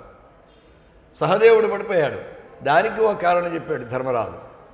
నకులుడు పడిపోయాడు, దానికి ఒక కారణం చెప్పాడు ధర్మరాజు. ఎవరికి? భీముడికి చెప్తున్నాడు. ఎప్పుడు కూడా భీముడు అడుగుతూ ఉంటాడు, ధర్మరాజు చెప్తూ ఉంటాడు. అప్పుడు అర్జునుడు కూడా పడిపోయాడు. అరే అర్జునుడు కూడా పడిపోయాడు ఏంటన్నాయా? పోనీ ద్రౌపది అంటే లాభాలనుకోవచ్చు, సరే సహదేవుడు నకులుడు కొంచెం శక్తిమంతులు కాదనుకోవచ్చు, కానీ అర్జునుడు మహాశక్తిమంతుడు కదా. ఇతను పడిపోయాడు ఏంటి అంటే అసత్యవాద అయ్యాడురా, ఒకప్పుడు అబద్ధం ఆడాడురా అన్నాడు. అయ్యి బాబాయ్, అర్జునుడు అబద్ధం ఆడవా? అసలు మన ఇంటా వంట లేదు కదా, వాళ్ళ ఇంట్లో ధర్మరాజు ఒక్కడే కాదు, ఎవడో అబద్ధం ఆడరు అంతే. ఇంకా అసలు ఆ కాలమే సత్యకాలం అండి. ఎప్పుడైనా అబద్ధం ఆడితే అదొక చరిత్ర కింద చెప్పుకునేవారు. ఇప్పుడు నిజం చెప్తే చరిత్ర కింద చెప్పుకోవాలి. అది తేడా దానికి దీనికి.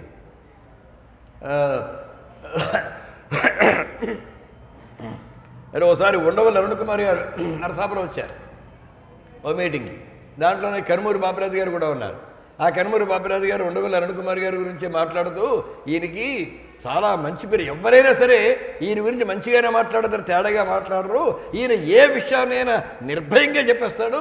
ఇక వారు వీరని భయం లేదు ఈయనకి. ఎందుకు వచ్చింది ఆ ధైర్యం ఆలోచిస్తే ఒకటే కనబడింది నాకు, ఈయనలో ఉన్న నిజాయితీ ఆ ధైర్యానికి కారణం. ఎప్పుడు కరెక్షన్ అనేది ఎప్పుడు ఎరగడైనా అన్నాడు. దాని తర్వాత అంతవరకు ఓకే. ఆ తర్వాత ఉండవల్లి అరుణ్ కుమార్ గారు దాని సమాధానం చెప్పాడు.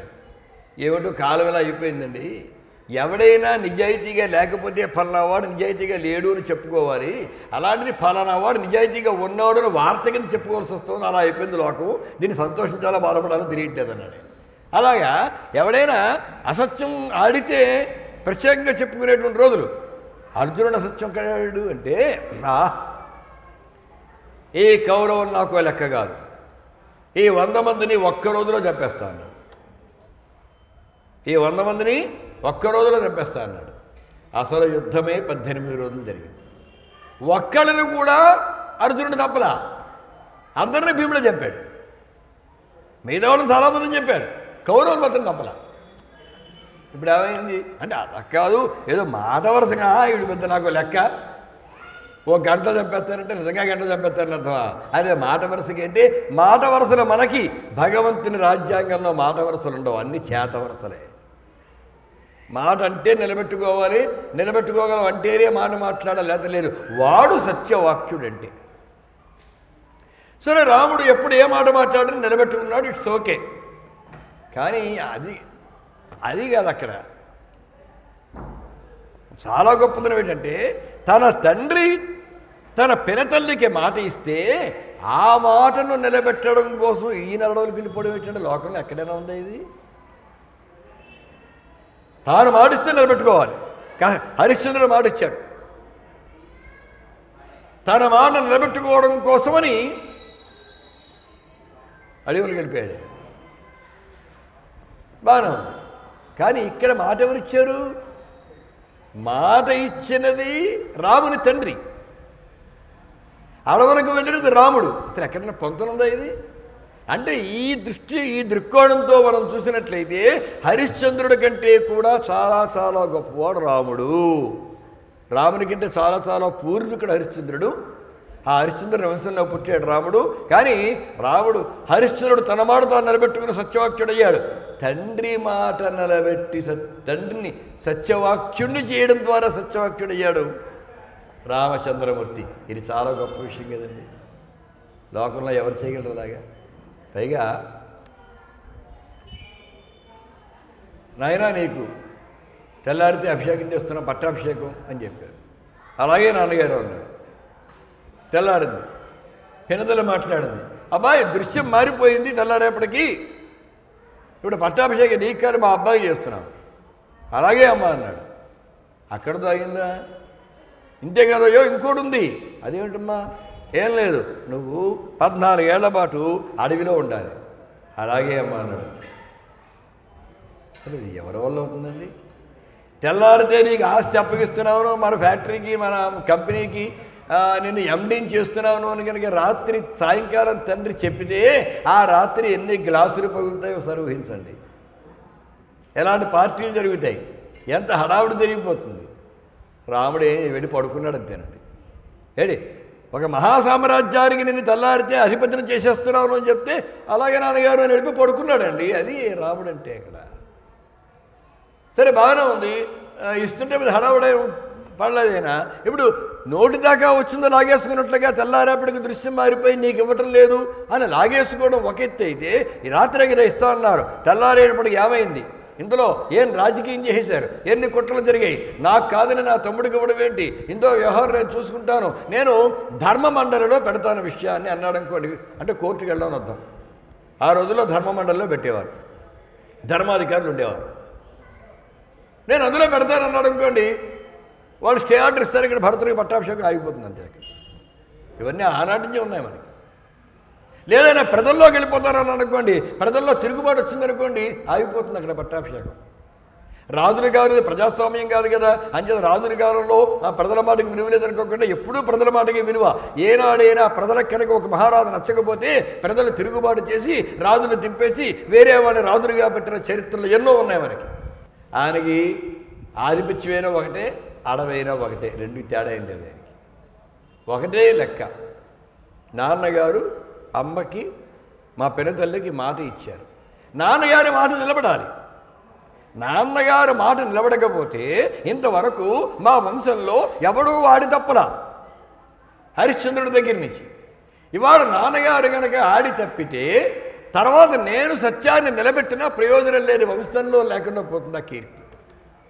నాన్నగారికి ఆ కీర్తి నా కారణంగా పోకూడదు. అది నాన్నగారే చెప్తే నేనేం చేయలేను, కానీ నా కారణంగా పోకూడదు. అడుగు పోయి చదువు పోయిందే ఉంది అనుకుని వెళ్ళిపోయాడంతే. రాజ్యాన్ని వదులుకోవడం వేరు, అడవికి వెళ్ళి మాట్లాడండి. కాళ్ళకు చెప్పులు కూడా లేకుండా, అంటే పాదుకలు ఉన్నాయి కదా, భరతుడు పట్టుకెళ్ళి అడిగి అనుకుంటున్నారేమో, భరతుడు కూడా తెచ్చుకున్నాడండి ఆ పాదుకలు.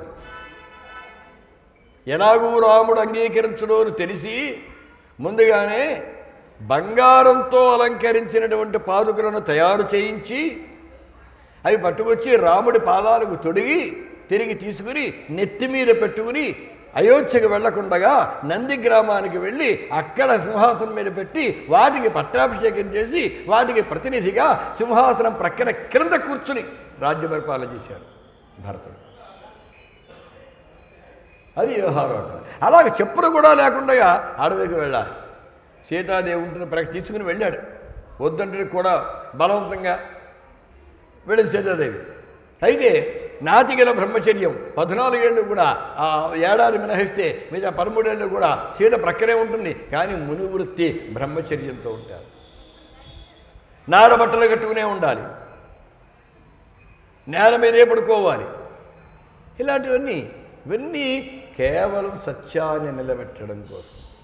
సత్యం అంటే దానికి ఉన్న శక్తి సామాన్యమైనదే కాదు. గాంధీ మహాత్ముడు ఆయన ఆటోబయోగ్రఫీ రాశాడు, అందులో ఒక మాట అన్నాడు ఆయన, నాకు ఊహ వచ్చినది లగాయితూ నేటి వరకు నేను ఒక్క అబద్ధం కూడా ఆడలేదు అని మాట్లాడాలి రాయడం. దానికోసం ఆయనకి ఏమైనా రాసేసుకోవచ్చునండి అంటే మనం రాసుకుంటే వేరు, పక్కింటి వాడు కూడా చదవడం. గాంధీ గారు రాస్తే ప్రపంచం మొత్తం చదువుతుంది అక్కడ. అప్పుడు వాళ్ళ ప్రపంచం అడిగేస్తుంది, ఫలానా అప్పుడు నువ్వు అబద్ధం ఆడవు కదా, ఈ మాట ఏంటి, ఈ వాక్యం ఎలా రాసేవారు అడిగేస్తారు అక్కడ. ఎవరు అడగలేదంటే ఆయన చెప్పింది నిజం. దానివల్ల ఏంటంటే ఇక్కడ వచ్చిందంటే ఒక అర్భకుడై ఉండి కొల్లాయి గుంట కట్టుకుని వెనకాల ధనం లేదు, కులబలం లేదు, ధనబలం లేదు, అంగబలం లేదు, పదవీ బలం లేదు, ఏ బలము లేకుండగా ఆయన కోట్ల కొద్ది ప్రజలు మీరు రండి అంటే బయలుదేరి వచ్చారు, లేవండి నడవండి అంటే నడిచారు, కూర్చోంటే కూర్చున్నారు, ఉపవాసం చే పస్తుండండి అంటే పస్తున్నారు. రవి అస్తమించిన బ్రిటిష్ సామ్రాజ్యాన్ని 7 సముద్రాల అవతలకి ఏ ఆయుధము చేత్తో ధరించకుండగా సాయుధులైనటువంటి బ్రిటిష్ వారిని 7 సముద్రాల అవతలకి గెంటేసినట్టంటే ఈ సత్యానికి ఉన్న శక్తి అంత గొప్పది కనుక. అతను శక్తివంతుడు ఏం కాదు, అతను మామూలు వాడే కనుక లోకంలో సత్యవాక్యుడెవరయ్యా అంటే శ్రీరామచంద్రుడు అన్నారు. అలాగే దృఢో వ్రతః, ఇది చాలా గొప్పదండి, మనందరికీ లేనిది ఇదే. అంటే ఏదైనా పని మొదలెడతాం, మధ్యలో ఏదో ఆటంకం వస్తుంది, వదిలేస్తాం. ఆటంకం వచ్చి ఆపేసాము, ఆ ఆటంకం 2 రోజులు 3 రోజులు ఉంటుంది, మళ్ళీ 4వ రోజు మొదలెట్టాలిగా, 4వ రోజు మొదలుపెట్టాం, ఆ ఆపడం కంటిన్యూ అయిపోతుంది అంతే. మళ్ళీ ఎప్పటికీ గుర్తొస్తుంది, ఎప్పుడు మొదలవుతుంది. మరి వీరు కార్యసాధకులు కాదు. కార్యసాధకులు అంటే ఎలా ఉంటారు అంటే మామూలుగా ఉత్తములు, మధ్యములు, అధములు అని చెప్పి 3 రకాలుగా ఉంటారు. అధములు ఏం చేస్తారంటే ఏదైనా ఫలానా పని చేయొచ్చు కదా అంటే చేద్దామని మొదలెట్టినా అది చివరిదాకా చేయగలం ఏంటండి, మధ్యలో ఏదో ఆటంకం వస్తుంది, ఆగిపోవాల్సి వస్తుంది, పాడదాన్ని చేయడం ఎందుకులేండి అని అసలు చేయరు. అసలు పని మొదలే పెట్టారు. ఇంకా మధ్యములు ఉంటారు, వాళ్ళు మొదలెట్టేస్తారు పని బ్రహ్మాండంగా హడావుడు చేసి, వాళ్ళని పిలిచి వీళ్ళని పిలిచి పెద్ద పార్టీలు చేసేసి, అలా చేసి ఇలా చేసి పెద్ద ప్రచారం చేసేసి మీడియాకి ఇచ్చేసి అంత హడావుడు చేస్తారు, మొదలు పెట్టేస్తారు. ఒక 2-3 నెలల తర్వాత ఆ పని ఎంతవరకు వచ్చిందో సరే చూద్దామని వెళ్తే అక్కడ ఏముండదు. ఇదేంటే అప్పుడు హడావుడు చేశారు కదా, అది ఏమైందంటే వాడు ఏదో ఆటంకం వచ్చిందండి ఆపేసామని అంటారు. ధీరులు విఘ్న నిహన్యమానులగుచున్ దృచ్చిన్న తోత్సాహులై ప్రారబ్ధార్థములు ఉజ్జగింపరుసుమి. కానీ ధీరులైన వారు ఒక పని మొదలు పెడితే ఎన్ని విఘ్నములు వచ్చినా సరే మధ్యలో పని ఆపరు, విఘ్నాన్ని దాటుకుంటూ వెళ్ళిపోతారు. మరి మనకి భారతీయ స్వాతంత్ర సంగ్రామం అలాగే వచ్చిందిగా, మధ్యలో ఎన్ని ఆటంకాలు వచ్చాయి, ఎంతమంది చచ్చిపోయారు, ఎన్ని ప్రాణాలు పోయాయి. అయినా సరే ఆనాటి మన నాయకులు, దేశభక్తులందరూ కూడా ప్రాణాలు జయించారు. తను ప్రాణాలని లెక్క లేకుండా ఎదురుగా వెళ్ళారు. కొన్ని 100 సంవత్సరాలకైనా మొత్తమే స్వాతంత్రం వచ్చిందిగా. ఎందుకులే ఈ వాళ్ళతోటి మనం తట్టుకోలేమని ఆపేశారు అనుకోండి, ఇవాళకి మనం పరదేశీయుల పాలనలో మగ్గుతూ ఉండేవాళ్ళం.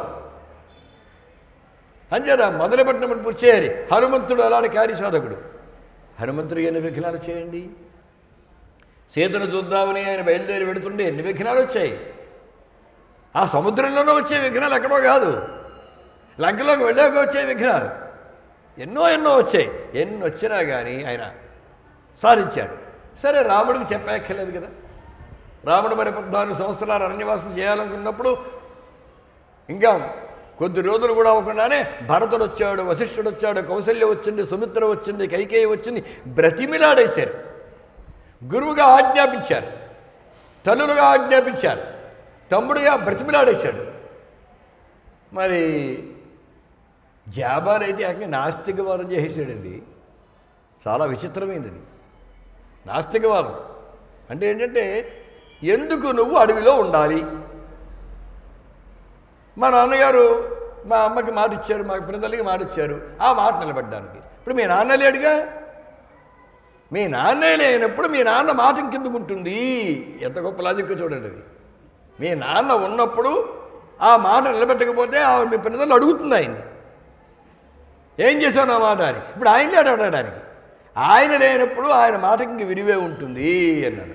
ఆయన లేకపోయినా ఆయన ఆత్మంటూ ఒకటి ఉంటుంది కదా, ఆ ఆత్మ సంతృప్తి పడాలి అంటే ఆయన ఇచ్చిన మాట నిలబెట్టాలి కదా. అంటే ఆత్మ ఊరుకో చెప్పేవాడు అవుతాడు. ఇంకా ఏ కాలంలో ఉన్నావు నువ్వు? ఇది రాముణ్ణి. ఆ కాలంలోనే వచ్చింది ప్రశ్న. ఇంకా ఏ కాలంలో ఉన్నావు నువ్వు? ఆత్మ అంటే ఇప్పుడు నువ్వేదో ఆయనకి చనిపోయారు కదా అని ఆయనకి భోజనం ఏదో పిండ ప్రదానం చేసావు, ఆయన తినేస్తాడనే. ఏడాదికి ఒకసారి పెద్దల పేరు చెప్పేది భోజనం పెడతారు ఎవరికో, ఆయన తినేస్తారనే.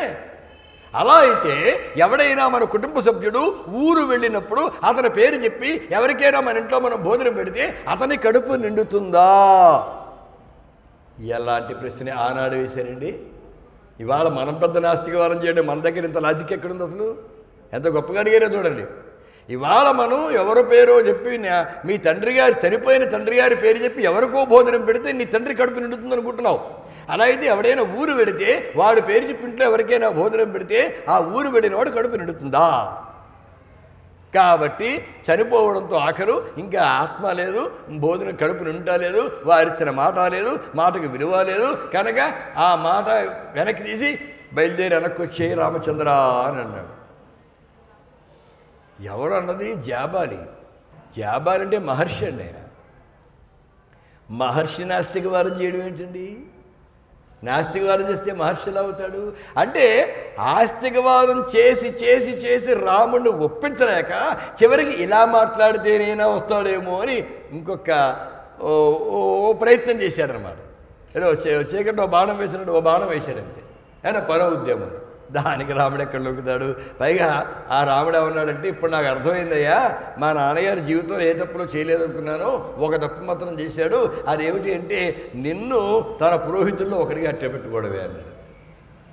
నీలాంటి నాస్తికుడు దగ్గర పెట్టుకోవడం ఏంటి? అది మాత్రం పెద్ద తప్పు చేశాడు మా తండ్రి గారు. కంగారు పడిపోయాడు. అప్పుడు వశిష్ఠుడు లేదు ఆయన నాస్తికుడేం కాదు, ఆస్తికుడే. ఇలాగైనా నిన్ను వెనక్కి రప్పించాలనేటువంటి తాపత్రయంతో, నీ మీద ఉండే అభిమానంతో రమ్మన్నాడు. ఎవరు ఏ కైకైతే అడవులకు పోవాలని చెప్పిందో ఆ కైకే వచ్చి పిలుస్తుంది ఇక్కడ స్వయంగా. నేనే కదా అడవులకు వెళ్ళమన్నాను, నేనే పిలుస్తున్నాను రావయ్యా. ఫోన్లే మీ పిన్నీరు తెలిసో తెలియక అప్పుడు అంది, ఇప్పుడు చెబుతుంది కదా రావయ్యా అని తన తల్లి కౌశల్య మాట. వశిష్ఠుడు గురువు గారి మాట వినాలి, తప్పదు. కానీ ఇక్కడ గురువు గారి మాట కూడా వ్యతిరేకించాడు. ఎందుకంటే గురువు గొప్పవాడే, అన్నింటికంటే గొప్పని ధర్మం అండి. ఎప్పుడైనా తండ్రి మాట వినవలను, కొడుకు మాట వినవలను, అన్నగారి మాట వినవలను. వాళ్ళ ధర్మం తప్పితే అన్నగారు గొప్పవాడే, తండ్రి గొప్పవాడే, గురువు గొప్పవాడే, కానీ వీళ్ళందరికన్నా ధర్మము గొప్పది. వారు ఏ కారణం చేత ధర్మం తప్పి మనల్ని ఆజ్ఞాపిస్తే ఆ మాట మాత్రం పాటించరాదు. ఇప్పుడు పితృవాక్య పరిపాలకుడు శ్రీరామచంద్రుడు, మరి ఇంద్రజిత్తు సంగతి ఏంటి? ఒరే నాయన యుద్ధానికి వెళ్ళు, వాళ్ళని చంపేయన్నాడు. యుద్ధానికి వెళ్ళాడు, వాడే చచ్చిపోయాడు. కానీ మనం ఎవరు ఇంద్రజిత్తు పితృవాక్య పరిపాలకుడు తండ్రి మాట కోసం ప్రాణాలు వదిలేసాడో మనం పొగట్టలేదుగా. ఎందుకని? ఇక్కడ తండ్రి దగ్గర అధర్మం ఉన్నది. తండ్రి గారికి అధర్మాన్ని పాటించడానికి కొడుకు వెళ్ళాడు కనుక ఆ పితృవాక్య పరిపాలనకి అర్థం లేదు. ఇక్కడ తండ్రికి, ఇక్కడ దశరథుని మాటలో ధర్మం ఉంది. తాను ఉపకారం చేస్తుంది కైక, చాలా సంతోషం కలిగి నీకేం కావాలో కోరుకో, 2 కోరుకో, 1 కాదన్నాడు. మహారాజు కదా ఏడు అడిగిన ఇవ్వగల ధైర్యంతో. ఆవిడ చాలా తెలివైందని సంగతి ఆయనకి తెలియదు పాపం. ఇప్పుడు పైగా కోరడానికి ఏం లేదు వాళ్ళకి. ఇప్పుడు మహారాజు గారి భార్య ఏం కోరుతుందండి? వాడికి ఏం లేదని కోరుతుంది. ఇప్పుడు ఏదో మళ్ళాంటి వాళ్ళు అయితే నాకు పట్టు చీర కొనండి, లేదా నెక్లెస్ కొనండి, వడ్డానం కొనండి, ఏదో అడుగుతారు. లేదా మంచి కారు కొనండి, ఈ బస్సులో ప్రయాణం చేయలేకపోతున్నాం. రాజుగారి భార్య ఏమడుగుతుంది? ఆవిడికి లేనిదేముంది అసలు? అందుకని ఏమో ఎప్పుడైనా ఏదైనా అవసరం వస్తే అవసరం వచ్చినప్పుడు చూసుకుందాంలే అని అప్పుడు అడుగుతాను వదిలేసింది. ఇప్పుడు సరిగ్గా పట్టుకుంది మందర వల్ల. ఒక పని మనిషి రామకథను మార్చేసింది, గుర్తుపెట్టుకోండి మీరు. రామకథకి కీలకం ఒక మహారాణులు మహారాజులు ఏం కాదు, ఒక ఇంటి పని మనిషి మాత్రమే. ఇంటి పని మనిషి వచ్చి పని చేసుకుని వెళ్ళాలి, జీతం పట్టుకు వెళ్ళాలి. కానీ మన సొంత విషయాల్లో కరుగు చేసుకోవడం మొదలు పెడితే ఆ సంసారం నాశనం అయిపోతుంది అనడానికి మందర పాత్ర పెద్ద ఉదాహరణము. కానీ ఇప్పటికీ మన ఇళ్లలో బాగా అలవాటు ఏంటంటే కోడలు ఇంట్లో లేకుండా చూసి అత్తగారి ఇంటి పని మనిషితో కోడల మీద నేరాలు చెప్తుంది. అత్తగారు ఎదురకుండా ఇదే కోడలు అదే పని మనిషితో కోడలు అత్తగారి మీద నేరాలు చెప్తుంది. ఇద్దరి మాటలో ఉంటుంది పని మనిషి ఏం చేయాలో తెలియదు. కానీ ఏం చేయాలో తెలిసిన గడుసరు అనుకోండి ఇద్దరి మధ్య వైరాన్ని ఇంకా పెంచేస్తుంది. ఇలా అంది మీ అత్తగారిని ఆవిడ చెప్తుంది, ఇలా అంది మీ కోడలు ఈవిడ చెప్తుంది, వైరు ఇంకా ఇంకా పెరిగిపోతుంది. ఎప్పుడూ పని మనుషులు ఎవరు ఎంతలో ఉండాలో అంతలోనే ఉండాలంతే. ఆ స్థితిని మంచకూడదు. అలాగే బావమరిది అన్నవాడు ఇంటికి చుట్టపు చూపుగా వస్తూ వెడుతూ ఉండాలి. తన అక్క లేదా చెల్లెలు ఎలా ఉందో సంసారం అని చూసి వెడుతూ ఉండాలి. శాశ్వతంగా మకాం పెట్టాడు అనుకోండి, అదిగో కీచకుడు మకాం పెట్టడం వల్ల విరాట్ రాజు సంసారం ఎలా తయారైందో, ఆ రాజ్యం ఎలా తయారైందో అలా తయారవుతుంది. శకుని వల్ల ధృతరాష్ట్రుడి యొక్క సంసారం ఎలా తయారైందో అలా తయారవుతుంది. శకునికి ఇక్కడ ఉండాల్సిన పని ఏంటి, కీచకుడికి అక్కడ ఉండాల్సిన పని ఏంటి? బావమరుదులకు వాళ్ళకి ఇళ్ళు లేవా? అప్పగారితో కూడా వచ్చేటివేంటి? ఎప్పుడు కూడా బావమరుదుల్ని మన ఇంట్లో పెట్టుకోకూడదు అని భారతం రామాయణం కూడా మనం చెప్తాం, భారతం చెప్తారు. కానీ పని మనిషిని ఎక్కడ ఉంచాలి అక్కడ ఉంచాలి. కనుక ఇక్కడ ఈ మంత్రం వల్ల ఎంత జరిగింది, ఎన్ని జరిగి ఎంతకీ ఇప్పుడు ఈ వశిష్ఠుడు గురువు గారి యొక్క మాట కాదన్నాడు, తప్పు కదా అంటే గురువాజ్ఞ తిరస్కరించవచ్చా అంటే అక్కడ రావణాసురుడు ఒరే రాముడు కొట్టేరా అన్నాడు అంతే. కానీ రాముడు కొట్టడం తప్పు, అన్యాయం చేస్తుంది నువ్వా? రాముడు భార్యని దొంగతనంగా తీసుకొచ్చింది నువ్వా? రాముడిని ఎందుకు చంపాలి అని నువ్వు ఇంద్రజిత్ అడగలేకపోయాడు. యుద్ధానికి వెళ్ళమంటే వెళ్ళాడు. ఇప్పుడు అతని పితృవాక్య పరిపాలనా ధర్మంలోకి రాదు. అలాగే వశిష్ఠుడు గురువే కావచ్చు, కానీ ఆడిన మాట తప్పమంటున్నాడు. ఇక్కడ గురువు కంటే కూడా ఆ గురువు చెప్పే మాటలో ధర్మం తగ్గింది. వశిష్ఠుని మాట పాటించకూడదు. యాజ్ఞవల్క్య మహర్షిని కంటే గొప్పవాడెవరు? అదే సమయంలో జనక మహారాజు గారికి గురువు గారైన ఆ యాజ్ఞవల్క్య మహర్షి తన గురువు గారి దగ్గర బ్రహ్మాండంగా వేదం నేర్చుకున్నాడు. సరే, ఓ రాజుగారికి పాపం ఏదో అనారోగ్యం వచ్చింది. వస్తే గురువుగారు పట్టుకొని తీర్థం చాలా రోజుల పాటు ఇచ్చాడు. తీర్థం ఇస్తున్నాడు, తగ్గడం లేదు, ఇస్తున్నాడు, తగ్గడం లేదు, ఇస్తున్నాడు, తగ్గడం లేదు. సరే, ఓ రోజున ఈ యాజ్ఞవల్క్యుని పిలిచి, ఆ రోజు నాకు పని ఉందని అయినా నాకు ఇవాళ ఖాళీగా లేదు, కాస్త తీర్థం పట్టుకొని రాజుగారికి ఇచ్చేసిరా అన్నాడు. వెళ్ళాడు. రాజుగారి కళ్ళు నెతికెక్కి, నీ గురువు ఇస్తేనే తగ్గలేదు నాకు, నువ్విచ్చే తీర్థాన్ని తగ్గిపోద్దా, పోయి అవతల వారుపోయి అన్నాడు. వెంటనే ఎండిపోయి మోడైపోయిన మొక్కోడు కనిపిస్తే మొక్కలు పోయి సరిపోయాడు. తెల్లారేటప్పటికీ ఆ మొక్క నవనవనవలు ఆడిపోతూ చిగురు తొడిగేసి బ్రహ్మాండంగా పూలు గాయలు వచ్చాయి. ఆశ్చర్యపోయాడు రాజు. అరే రే రే రే ఎంత తప్పు పని చేశాను, ఆ వచ్చిన శిష్యుడు సామాన్యుడు కాదనమాట, ఎంత గొప్పవాడా, అతను తీర్థం తీసుకుంటే నా రోగం ఈ పాటి తగ్గిపోయేది అని మళ్ళీ గురువుగారికి కబురు చేసి, నిన్న మీరు ఏ శిష్యుడు పంపారో ఆ శిష్యుడి చేతనే తీర్థం పంపాడు. ఆవిడ అప్పుడు ఆయన రెడీ అయ్యాడు, తీర్థం పట్ట ఆ రోజు అక్కడే ఉన్నాడు. అక్కడ అదే మీరు వద్దంటండి, మీ శిష్యుడి గారే కావాలంటండి, ఆయనతో తీర్థం పంపించమన్నారు రాజుగారు అన్నాడు. అప్పుడు యాజ్ఞవల్క్య, నువ్వు ఇచ్చిన తీర్థమే బాగుంటుందా, పట్టుకెళ్ళి ఇవాళ పట్టుకెళ్ళి అన్నాడు. నేను వెళ్ళను గురువు గారు అన్నాడు. అదేమిడే అన్నాడు. ఇక్కడ రెండు రకాల దోషాలు కనిపిస్తున్నాయండి. గురువుగారే స్వయంగా మీరే స్వయంగా అభిమంత్రించి ఇచ్చినటువంటి తీర్థాన్ని పట్టుకుని నేను వెళ్ళా. మీ గురువుగారు ఇచ్చిన మాకేంపదే నువ్వు ఇస్తే పనిచేస్తున్నారు, తీర్థాన్ని తిరస్కరించి అంటే మిమ్మల్ని ఆయన నా ఎదురుగుండా దూషించాడు. మీరు ఇచ్చిన తీర్థాన్ని వ్యతిరేకించాడు, మీ శిష్యుడి తీర్థాన్ని వ్యతిరేకించాడు. ఇవాళ ఒక ప్రయోజనం కనబడ్డం చేత తిరిగి మళ్ళీ మీరు వద్దు మీ శిష్యుడి చేత తీర్థాన్ని పంపించండి అంటున్నట్టు మళ్ళీ మిమ్మల్ని అవమానిస్తున్నాడు ఇక్కడ. అలాగా మీరు మహర్షులయ్యుండి, తపస్సులయ్యుండి, గురువులయ్యుండి రాజు చేసేటువంటి ఒక అధర్మానికి మీరు వత్తాస పలకూడదు కనుక నేను అక్కడికి వెళ్ళనండి అన్నాడు. ఇలా చేస్తే రాజుగారి కళ్ళు నెత్తికెక్కిపోతే ఎప్పుడు ఇలాగ ఆడిస్తారు, మీ తపస్సుకు కానీ మీ విద్యకు కానీ విలువ ఉండదు అన్నాడు. అయితే నా మాట వ్యతిరేకించావు కనుక, గురువాజ్ఞ ధిక్కరించావు కనుక నేను ఇచ్చిన విద్య అంతా కక్కే అన్నాడు. అసలు ఇది ఎవరి వల్లనే అవుతుందండి? ఇది మేస్టారికి శిష్యుడి మీద కోపం వచ్చి, ఒరే నువ్వు నా మాట కాదన్నావు కనుక నేను నీకు 2 ఎక్కిని నేర్పాను కదా, అది కక్కే అంటే కక్కగలవా? 2 నెలలు 4 రోజులు మాస్టర్ చెప్పారు, వీడికి వచ్చేసింది, ఇప్పుడు నువ్వు మర్చిపో అంటే ఎలా మర్చిపోతాడు? అది సాధ్యమయ్యే పనేరా? యాజ్ఞవల్క్య మహర్షి మహాశక్తిమంతుడు గనక, మహాతపస్వి గనక వెంటనే వాంతు రూపంలో విద్య మొత్తం బయటకు వదిలేసేటండి. ఎవరి వల్ల అవుతుంది అది? అంటే ఒక తేజస్సు. వాంతి అంటే మనం చేసుకున్నట్టు వాంతులు, వాసనలు వచ్చే వాంతులు కావు. ఒక తేజస్సు కడుపులోంచి నోటి ద్వారా బయటకు వచ్చేస్తే అది కింద పడితే అరే రే మహావిద్య, వేద విద్య ఇది పాడైపోతుంది, దీన్ని కాపాడుకోవాలి అని అనుకుని మిగిలినటువంటి శిష్యులందరూ కూడా తిత్తిరి పక్షులు, సరాసరిగా ఒక మానవుడిగా దాన్ని ఎలా తీసుకోవాలో అర్థం కాక తిత్తిరి పక్షుల రూపంగా మారిపోయి ఆ విద్యను వాళ్ళు గ్రహించారు. అందుకని దానికి తైత్తరీయము అని పేరు వచ్చింది. ఇప్పుడు యాజ్ఞవల్క్యుడు చేస్తున్నది గురుధిక్కారమే కదా అంటే గురుధిక్కారం గారు. ఎందుకంటే ఇక్కడ గురువు ధర్మాన్ని తప్పాడు కనుక, ఈ గురుకుల వ్యవస్థ కంటే రాజుగారికి సలాం కొట్టడానికి అతను అలవాటు పడుతున్నాడు కనుక ఎక్కడ ధర్మం తప్పాడు కనుక గురువాడ్డిని తిరస్కరించడం, ధర్మాన్ని తిరస్కరించడం కాదు. గురువు గొప్పవాడే, కానీ గురువు కంటే ధర్మం చాలా గొప్పది. ఇక్కడ వశిష్ఠుడు గొప్పవాడే, వెనక్కి వచ్చే అన్నాడు. ధర్మం గొప్పది, ఇచ్చిన మాట గొప్పది కనుక నేను రానున్నాడు. ఇలాగ గురువు గారి మాటను గారి ఎవ్వరి మాటకి కూడా అతను లొంగలేదు. అది దృఢవ్రతుడు అంటే వాడు.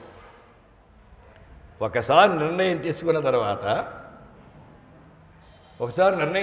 తర్వాత what ever it may be, అటు సూర్యుడు ఇటు పొడిచినా సరే, 6 నూరైనా సరే అనుకున్నది అనుకున్నట్లే చెయ్యాలి, కానీ వెనక్కి మరలకూడదు అని 1 కాదు 2 కాదు 10 రోజుల్లో చేద్దాం, 10 రోజుల్లో నేను చేస్తానది, వారం రోజులకి ముందు వస్తే 3 రోజులు మినహాయింపు కాదు, 14 ఏళ్ళు ఒక్క రోజు కూడా ముందు రాకుండా ఎన్ని కష్టాలు వచ్చినా, రావణాసుర సంహారాన్ని పెద్ద కష్టం వచ్చినప్పుడు మరి భరతునికి సాయం కూడా తీసుకోకుండా విడిగా విడిపోయి అలా తాను అనుకున్న పని సాధించిన దృఢవ్రతుడు శ్రీరాముడు. కాబట్టి ఎన్ని యుగములు గడిచినా కూడా ఇప్పటికీ మనం ఆ శ్రీరాముడి గురించి ఇలా చెప్పుకుంటూ ఉన్నాం. పలుకగలిగినంతలో పలికినాను, సమయమున్నంతలో చెప్పజాలినాను, తృప్తి పడినారో మీర సంతృప్తి పడిరో, సెలవు సంగిన పోయి వచ్చదముగాక, ధన్యవాదాలు మీకు. స్వస్తి ప్రజాభ్యః పరిపాలయంతాం న్యాయ్యేన మార్గేణ మహీం మహీషాః, గోబ్రాహ్మణేభ్యః శుభమస్తు నిత్యం, లోకాః సమస్తాః సుఖినో భవంతు. ఇలాంటి మరిన్ని సరిత కోసం ఛానల్ ని సబ్స్క్రైబ్ చేయండి. అలాగే ఇక్కడ ఉండే ఈ గంట సింబల్ ని క్లిక్ చేయండి. మేము అప్డేట్ చేసే ప్రతి వీడియో నోటిఫికేషన్స్ మీకు వచ్చేస్తాయి.